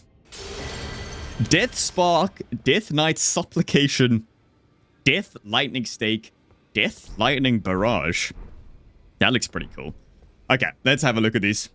Death Spark momentarily sparks Death Lightning from caster's hand, builds Death Blight. This incantation can be cast without delay after performing another action. So this is just Catch Flame, but with Death Lightning? That's weird because the Godskin Celebrant version of this is like your starting spell. So it's weird that the Catch Flame version is like one of the last spells you get for this class. Builds 2 current as well. Then Death Knight Supplication lasts for 5 minutes, so an entire boss fight. When you gain 5 stacks of current, you gain an additional 1 FP regen, stacking up to a maximum of 3 FP regen per second at 15 stacks of current or more. Additionally, when you cast a spell that spends current, you are healed by an amount based on how many stacks were spent. Okay, nice little caster buff, giving you more FP regen, nothing too crazy. Then Death Lightning Stake. Oh, here we go, here we go. Creates a spear of Death Lightning and stabs it in the ground from above. On impact, the spear will burst into trails of Death Lightning, covering the area, builds Death Blight, consumes 3 current for increased damage. Then Death Lightning Barrage. That looks really cool. That emblem. That looks really sick. Incantation that channels the power of Godwin, Prince of Death. That's a crazy opening sentence. Release a continuous bombardment of Death Lightning Spears. Consumes all current. So you best believe we're getting to 30 current and then unleashing. Hold to continue releasing Death Blight Spears. This incantation can be cast while in motion. Builds Death Blight.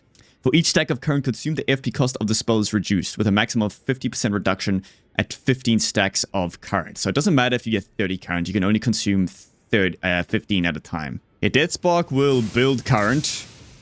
Comes off pretty quickly. I can imagine that this with Time Warp is probably insane DPS, dude. Oh my.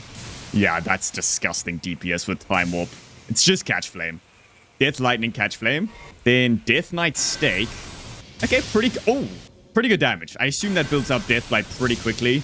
I like that you jump when you use it as well. So maybe against like jumpable attacks, you can just jump over them with that. That seems pretty cool. And this is what I'm really here for, the Death Lightning Barrage. Oh my. Oh. So it's like that, huh? Okay. That seems quite good. That seems quite good. If you have a long enough window, you can just stand still and just rain Death Lightning on your enemy. Okay, these are pretty cool spells. Okay, let's see. Let's cast a Time Warp and then see how fast we can cast Death Spark. Oh, dude. That happens so quickly. That's disgusting DPS, man. Watch this. Look how quickly I'm going to build up the damage here. 1500 damage per cast, and you can just spam the shit out of it. Oh, that is broken. Okay, let's go and absolutely destroy Rellana with this build. I don't think she's ready for this. I don't think she's ever been less ready for a fight than she's about to get slammed with right now. Also, just notice the footsteps with the talisman are pretty cool. It's like little lightning sparks on the floor. I like that each talisman just affects your footsteps. It's probably unnecessary and like loses a bit of frames. Just more extra add-on to your PC. But I don't think it's that bad. It looks cool.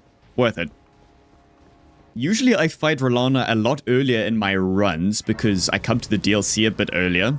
But because we were into Farum Azula early this run, I feel like I am very, very prepared for Rellana, and she's just gonna get, like, embarrassed. I do want to be at a light load for this fight, though. Okay, Dragon Bolt, a Death Knight Supplication, then we spam Electro Charge to use Time Warp, same buffing ritual. Okay, now watch this shit, ladies and gentlemen, watch this. Let's keep her in the water as much as possible for that extra lightning damage. And this is gonna go crazy. Just you wait. Okay, here we go. Oh, God.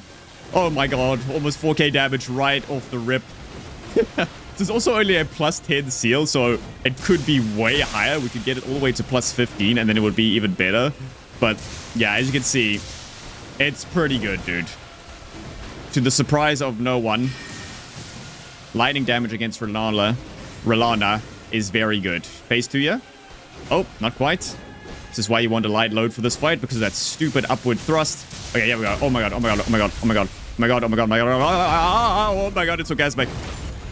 Wait, why didn't I get a second tick of damage there? Oh, wait, she didn't even do it. Oh my god. Dude. Okay. Easiest Rellana fight of my life, dude.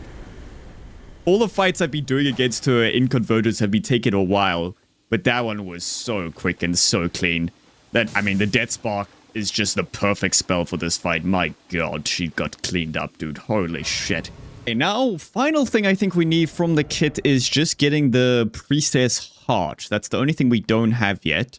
So let's go and progress her quest, and then we have to beat Bayle, and then we can get the heart. Shit, I also just realized I forgot to get the shield that's good for this class, that buffs your incantations. Let's go get that quick.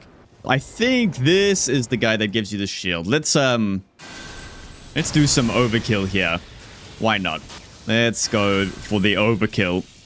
Death Lightning Barrage. I wonder how it does against smaller enemies. I really like that you can move while casting it.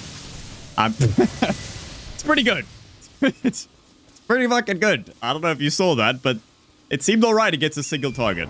Now let's test it on the dragons, though.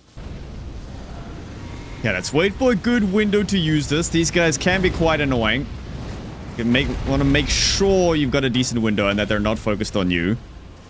Okay, here we go. Actually, I don't know if this has good enough range. It's hitting him. I like that you can move with it, so I can move to avoid that fire that was going to hit me. I mean, that's pretty good damage if you can hit most of it. Pretty solid, dude. For comparison, though, let's just do a quick lightning spear. That does like 12,000 damage. That's pretty good. Yeah, that's probably just all-round better, especially if you hit them in the head. Yeah, it's way better. It's just a bit more consistent. And you don't have to commit to it so hard. They're focused on each other, so let's try it again. Let's just free aim it, see what happens here. See if we can get both of them. Okay, I don't think that was very good. I mean, it did stagger the one. Dude, what? I've never seen the dragon be that precise before. What the fuck?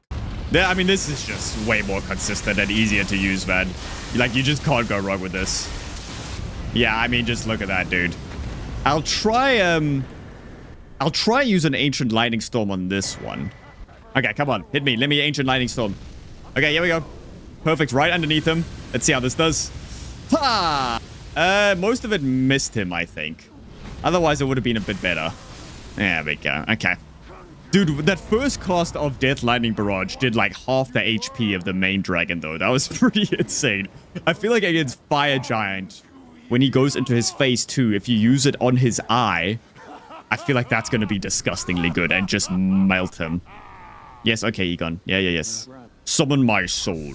Okay, I don't know if you need to talk to the priest again, but let's just do it. Then before Bayle, let's actually go get the next Somber Bell Bearing, just so we can upgrade our seal before we fight him, because I know he's pretty highly scaled in the DLC, so we definitely want some extra levels. Hold on, I want to use the Death Lightning Storm on this unsuspecting dude. I can probably hide behind this ledge here and cast it on him, because it does go like above you. Oh yeah.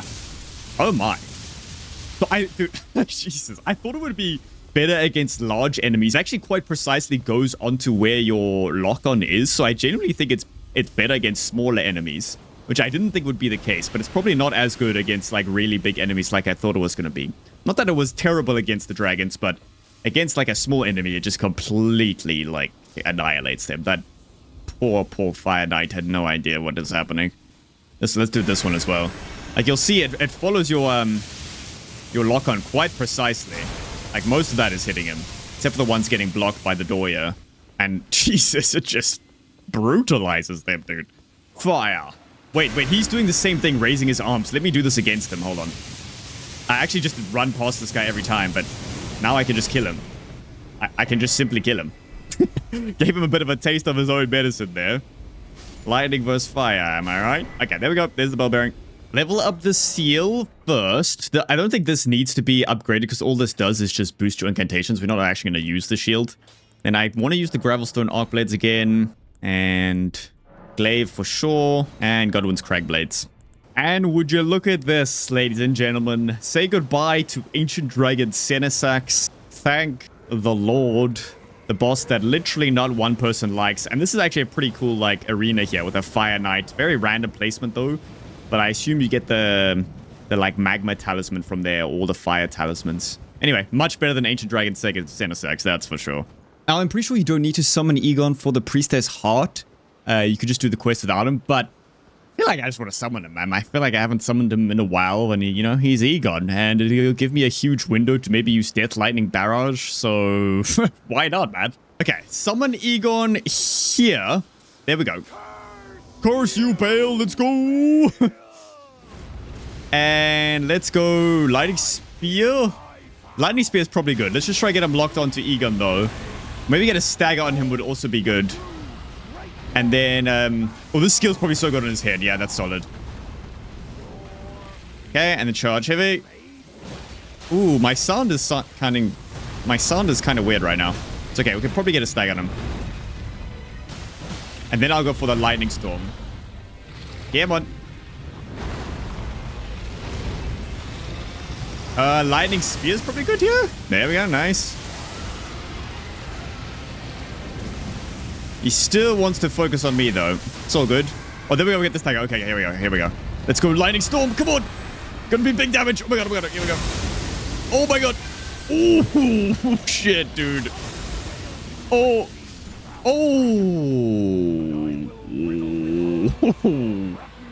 Yep, that went about as I expected it.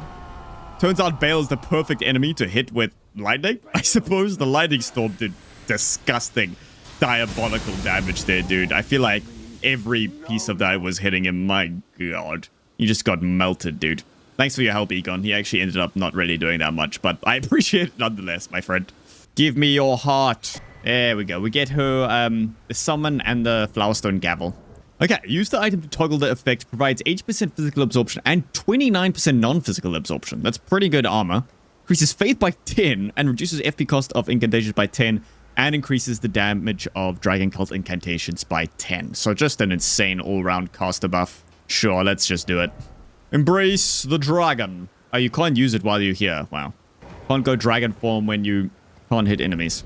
Okay, there we go. We are now a dragoon. It's goon time, baby. And what, I think we go fight Messmer now? Let's go back to the Shadowkeep. Hold on, there is this one particular spell that I wanted to try. I haven't really used yet. Maybe I can use that against Messmer. It was that Death Lightning one.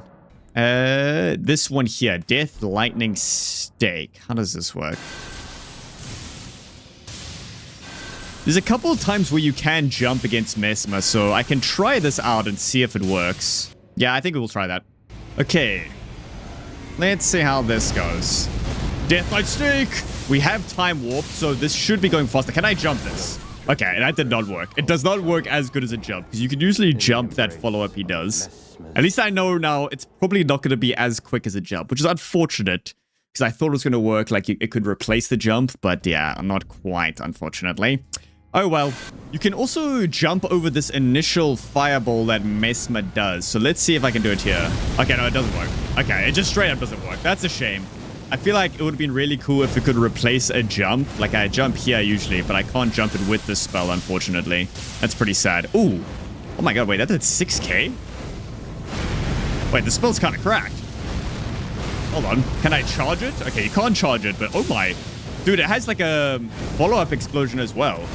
Okay, this spell's crazy, dude. What the hell? Comes off reasonably fast, too. Oh, my. Wait, why is this so good? What the fuck? I didn't think it would be this good.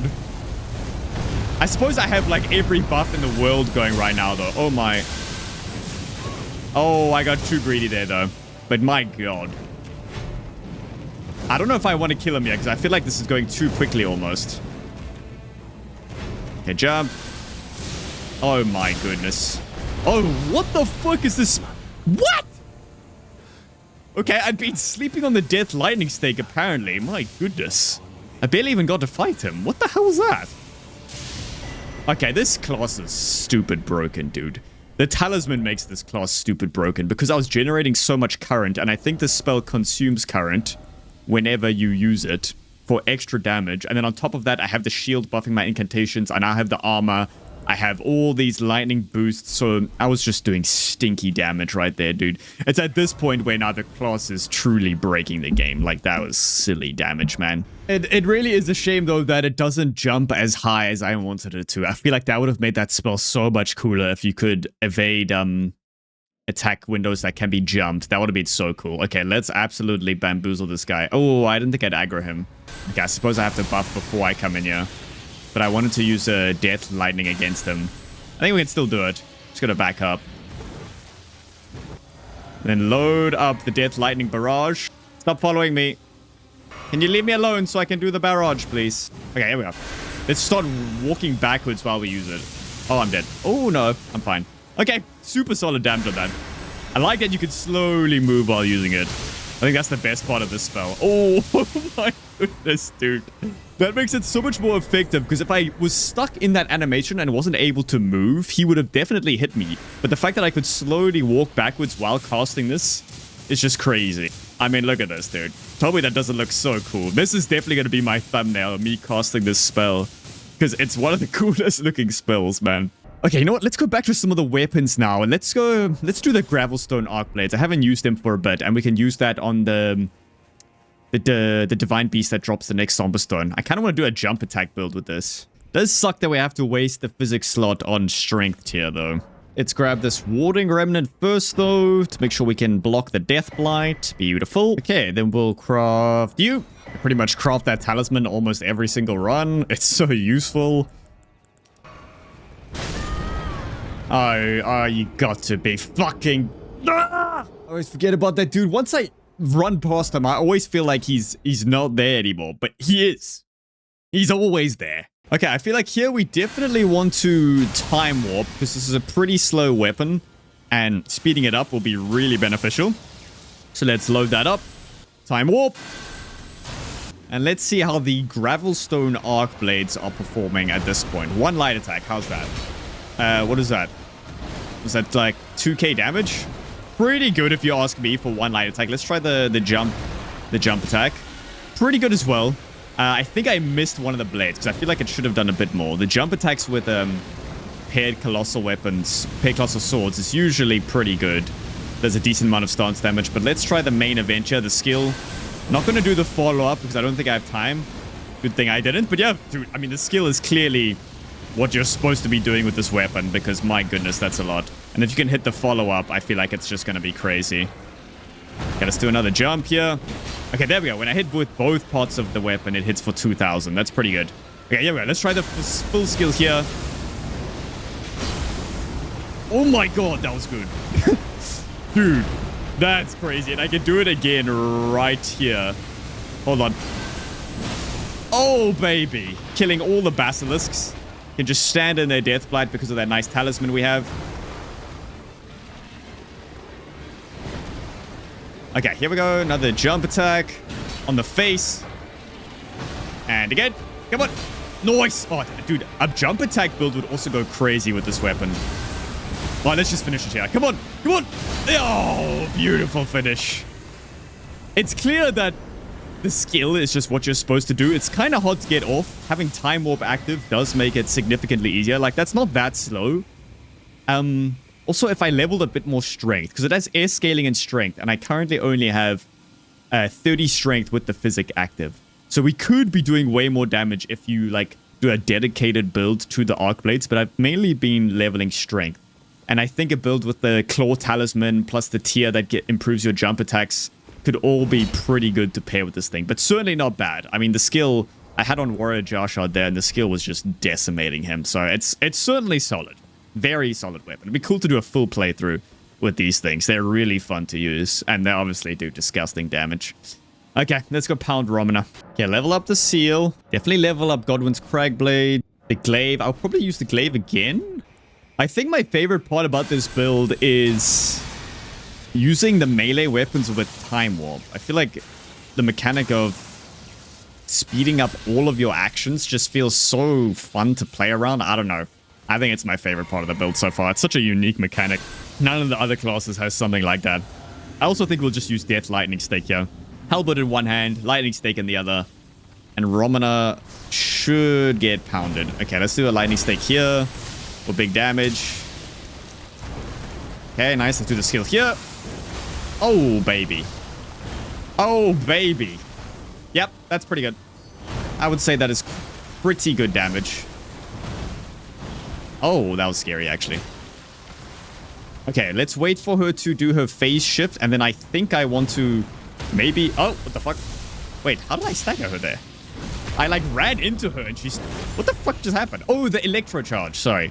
Okay, let's also back up here while doing this. Oh, that's cool, man. That's cool. That was really cool. Pretty good damage on that as well. I like that. That felt really nice. Okay, the build is coming together, man. Ooh, she looks hideous with Deathblight on her. Goodness. Okay, we can finish her pretty soon here. Let's do the skill. Oh, I finished her with the initial wind-up of the skill. I don't know, there was something so cinematic about backing up while using Death Lightning Barrage while she was doing her phase shift. That just felt so damn cool, man. More faith, more faith. Almost at 99 faith as well. Okay, let's go kill Divine Beast again, and then I wonder what we're going to use on NPCs. I might even use Death Lightning Barrage, because it was really good against small enemies, so I think it'll be great against NPCs too, and it could just make that easy mode. So we'll find out when we get there.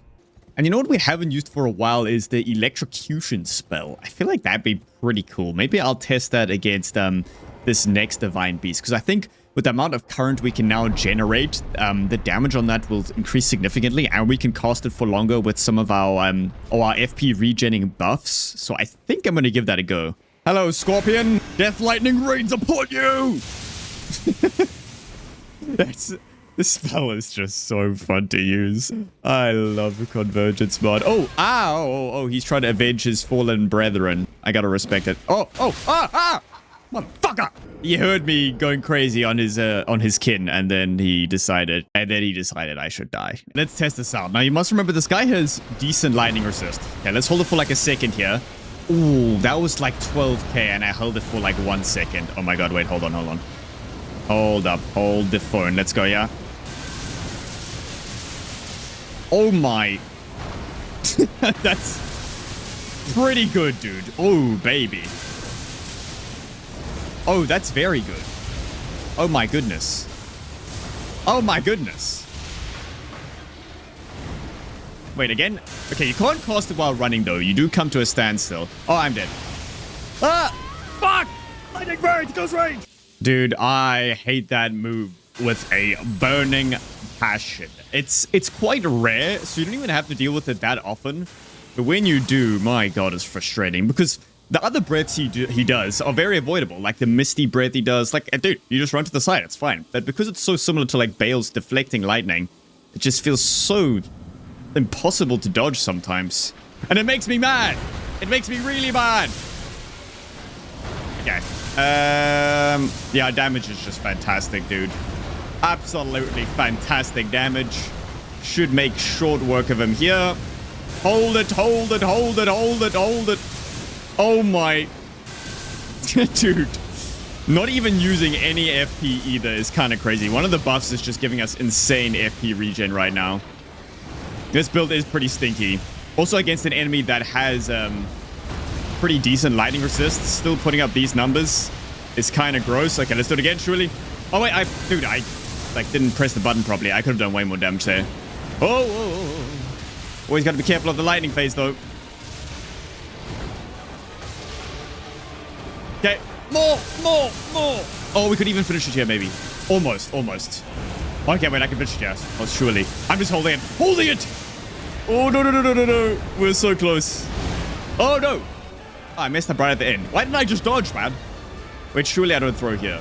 Surely I don't throw right when he's at 1 HP. Okay, just hold it once. There we go. Okay. Woo! Easy. That's some pretty insane DPS, man. I can't decide for later whether I want to just spam electrocution or use the ancient death lightning. What's it called? The lightning barrage. I think I might just use a combination of both. Just switch it up between each NPC. I'm also wondering how effective this electrocution would have been against Rellana, because we did use the catch flame equivalent instead. But I genuinely think electrocution would have probably been a bit stronger because it just has pretty like ridiculous DPS. Even just tapping it once is enough to do a very solid amount of damage.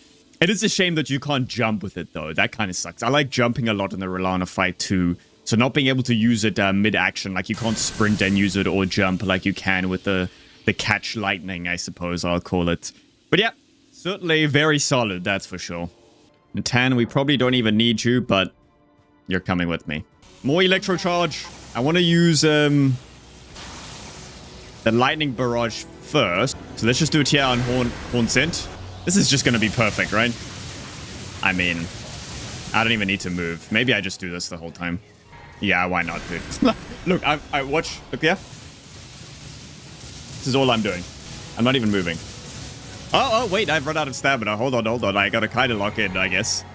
Wait, and again? No! Oh, he almost got me.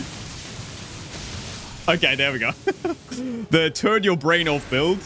Maybe doing a stamina consumption tier would be pretty good here. Leda's taking pretty good damage from that.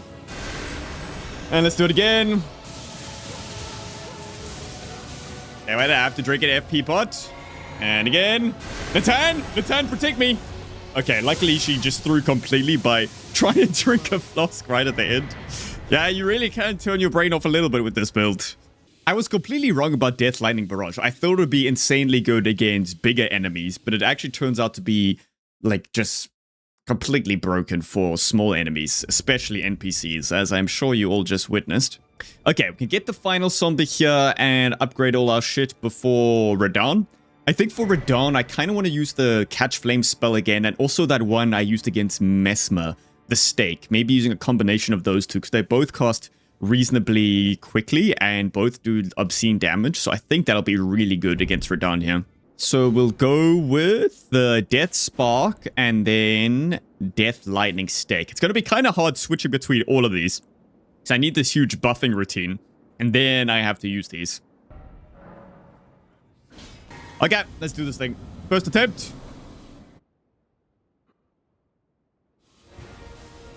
Come on, baby. Okay, how's damage? 900 per cast, and I'm casting that quickly. That's pretty good if you ask me. And then I want to try the stake as well. But it will be hard cycling through to the stake and then trying to get back to the lightning spark, or the death spark, I suppose it's called. Slightly disappointing damage, actually.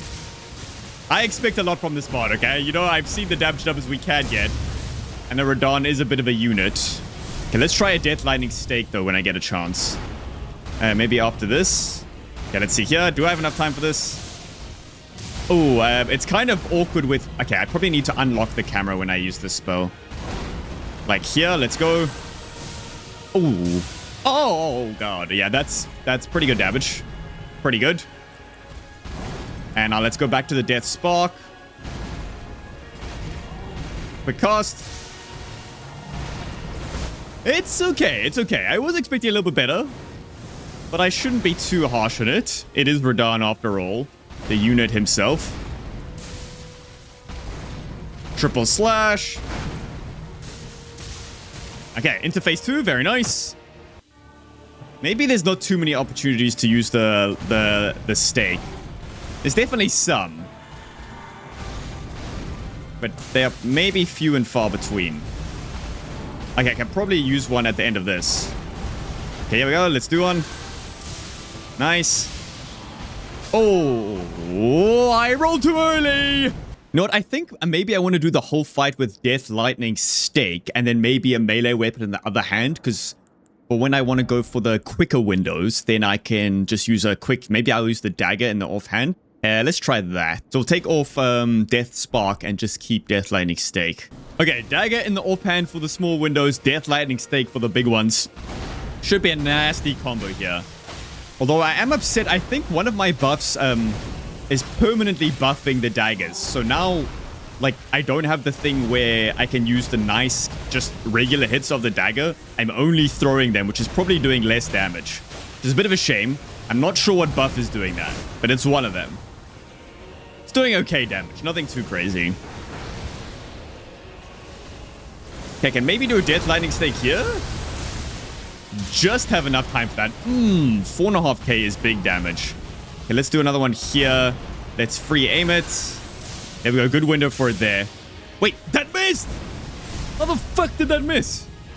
I guess it's a little bit inconsistent with the hit registration on that Death Lightning Stake, unfortunately. So we'll have to make do with that.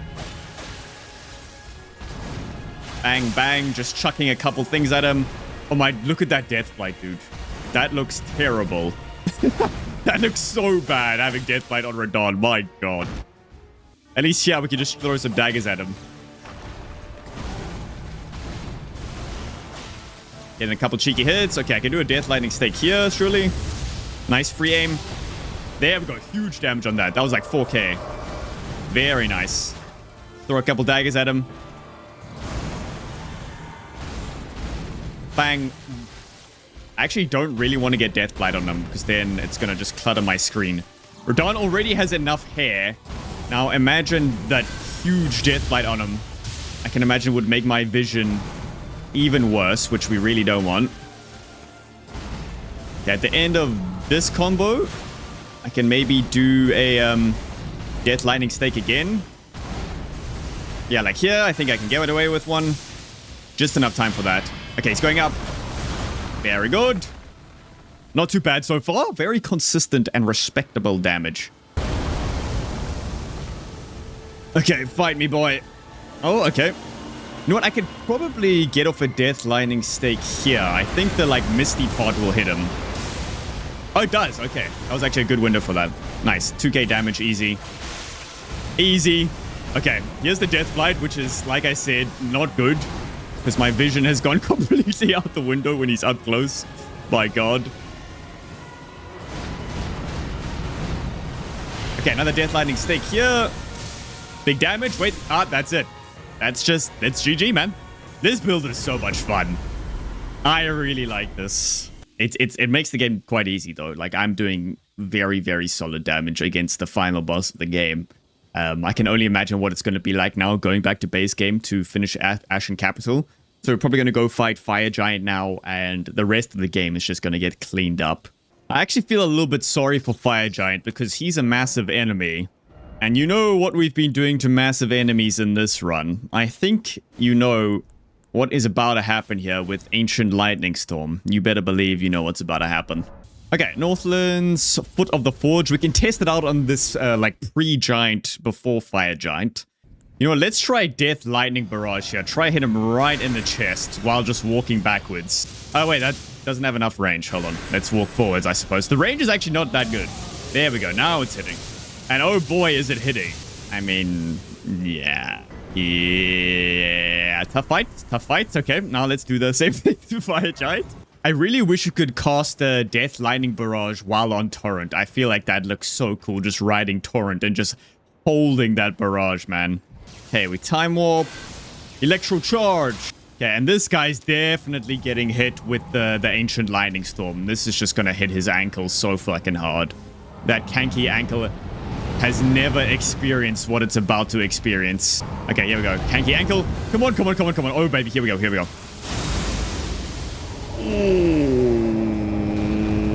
Ooh, what is that? Like 14k? I can't wait to try use the Ancient Lightning Storm though on his eye in phase 2. Let's just do an uncharge here. Okay, that all missed somehow. There we go. Now it's hitting. Now we're hitting. Let's go. Phase 2, surely. There we go. Easy phase 2. Okay, now let's swap to the Death Lightning Barrage and hit him in the eye. I feel like this will be really good damage here. Come on. Oh, we staggered him. Oh my god, oh my god. You're dead.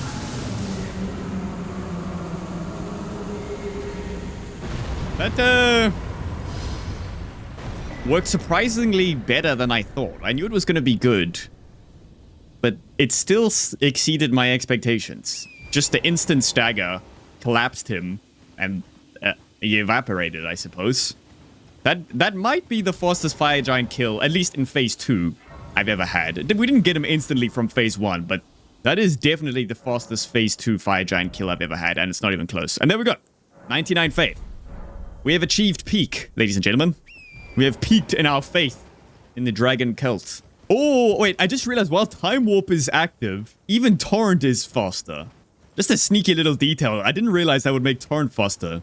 I suppose then if I get the other steeds, like if I get the Black Steed, you could increase your speed on a horse to, I think it gives you a 10% increase on the Black Horse and also on Loretta's horse. So with the Time Warp, you could go, what, plus 25% speed on your horse, which is quite a lot, dude. That would be like really, really quick traversal. I didn't realize it would work on Torrent too. I always like comboing a parry with like a very quick casting spell. I mean, I know it's silly because you don't even get the riposte, which is kind of the point of parrying, but I don't know. It just opens up a clean window every time to then use a very quick casting spell. So we'll put on, here we go, Death Spark. Ah. Okay, I kind of feel like disrespecting this guy as much as possible today, so let's hit him with some 180 parries just for the fun of it. Why not? Not here. Okay, how's the damage show? Let's just check. Okay, pretty insane damage. Oh my god, I don't know how I even hit that, but I'll take it. Ah, I get shit on, buddy. And again. Ah! Oh, shame, dude. We don't have to do him like this, but in fact, we do. Sorry, man. It didn't really have to be this way. In fact, it did. Oh, we stagger him. Oh, crazy. Dude, this Death Lightning Spark is doing some decent poise damage. Surprisingly. And hoi! Oh, that was a nice one. Oh, I missed those, though. Back up. And he's probably going to die pretty soon. Yep. Crazy damage. And again, jump. Oh, he's spamming the same move. Interesting. And jump the tail. Hoi! Oh, baby. And jump again. Damn, he really likes that move today, doesn't he? Hoo-yah. And goodbye. Goodbye, Mr. Scott. That was quite clean, actually. I'm pretty proud of that one. So because he's weak to slash in phase 2, I might go with Godwin's Crag Blades here. Yeah, this is going to do a shitload of damage. Okay, let's switch to my melee build as well. Well, let's also equip the Axe Talisman, because when we enhance our charge attacks here with this weapon, it's going to make them really, really strong. Okay, I actually need to stop being a dragon, because I want to put on the Death Knight armor, so I suppose it's goodbye, cruel world. Ow. Yeah, make sure to definitely use Time Warp here, because that'll be really good with making the charged heavies just come off slightly faster with this weapon. So let's do this thing, baby. Oh, I forgot to buff up with the weapon. I'm an idiot. Oh my god. Oh. Wait, hold on. Let me quit out. Hold on. Okay, the only thing I forgot to do was buff up with the weapon. And it's pretty important because this weapon's buff does not last very long. So we want to make sure we do it when we can. Okay. See if he opens with the move I want him to. Not quite. It's all good. How's the damage looking? Yeah, jump heavy. 2k. Casual. And let's do a charge heavy here. Oh, wait, dude. It's already run out. Didn't even get to use it once before it ran out. So I want to make sure I rebuff before he goes into phase 2. So we can get a big hit off in the phase change. Okay, let's rebuff here. There we go. Ooh, just jumped in time.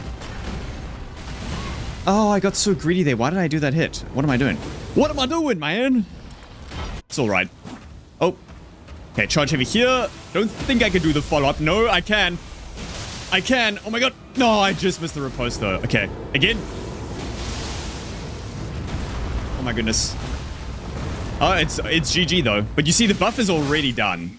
The damage was insane, but it is like Godfrey's greatest weakness. This weapon is pretty much built to fight Godfrey.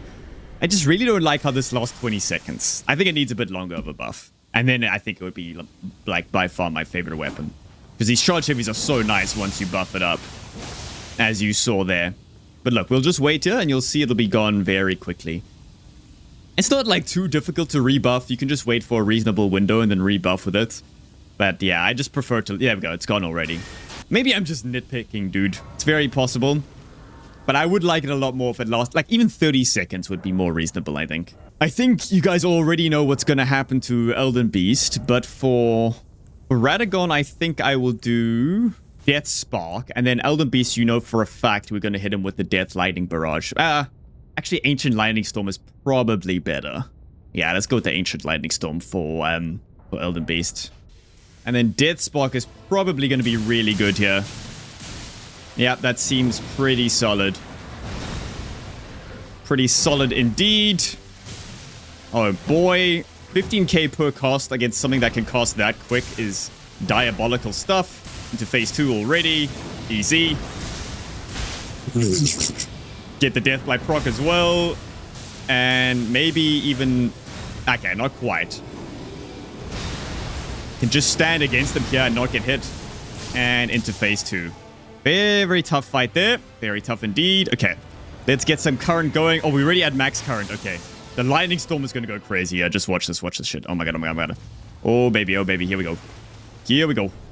Ooh. Wow. 16,000. And again.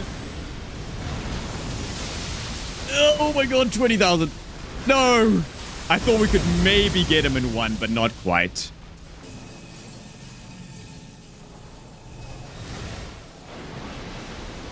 Whee! Okay, Death Spark. We're just going to finish him right here, actually. Oh my god, oh my god. That was definitely my quickest Elden Beast fight in Convergence. Like, by far. Like, usually he gets to run away. We didn't manage to, like, one-shot him before the first ring. I almost died to that. We still got him so quickly afterwards. Usually he gets to the third ring and then I kill him while he runs away. But this time, he just got cleaned up, dude. Okay, so the rating for the Dragon Cultist, this is not going to take very long. There's not too much to discuss. Easily the best class we've used so far. Like, pretty much trivializes most of the game. All the spells are pretty good. I like the ones that did the most damage, but they're all pretty solid. Even just the ranged options, the like basic lightning strikes are solid. I think the buffs are really unique, specifically Time Warp. I think that's my favorite unique buff so far in Convergence. I think there's nothing better than time. I mean, it's not like the most OP thing in the game, but it just feels so cool to increase the speed of all your actions. So more for a gameplay-wise, I really like it. It's not like super busted or anything. It's definitely good, but not as broken as some aspects. Then the current system. It's quite a unique system as well, exclusive to the Dragon Cultist. I like being able to build current and then consume it for extra damage. It makes sense for like a lightning build. You know, the more current you have, the more damage and energy you're going to output when you do inevitably strike. So yeah, this class gets easy S tier. On top of the S tier, way better than Godskin Celebrant. And that's saying something because Godskin Celebrant was pretty broken as well. This class is just silly, dude. But yeah, anyway, I'll see you guys in the next one. I think for the next one, we're going to do Servant of Rot, which I've also heard like really good things about. So maybe it can even rival the Dragon Cultist, but we'll have to wait and see. So yeah, cheers guys. I'll see you in the next one.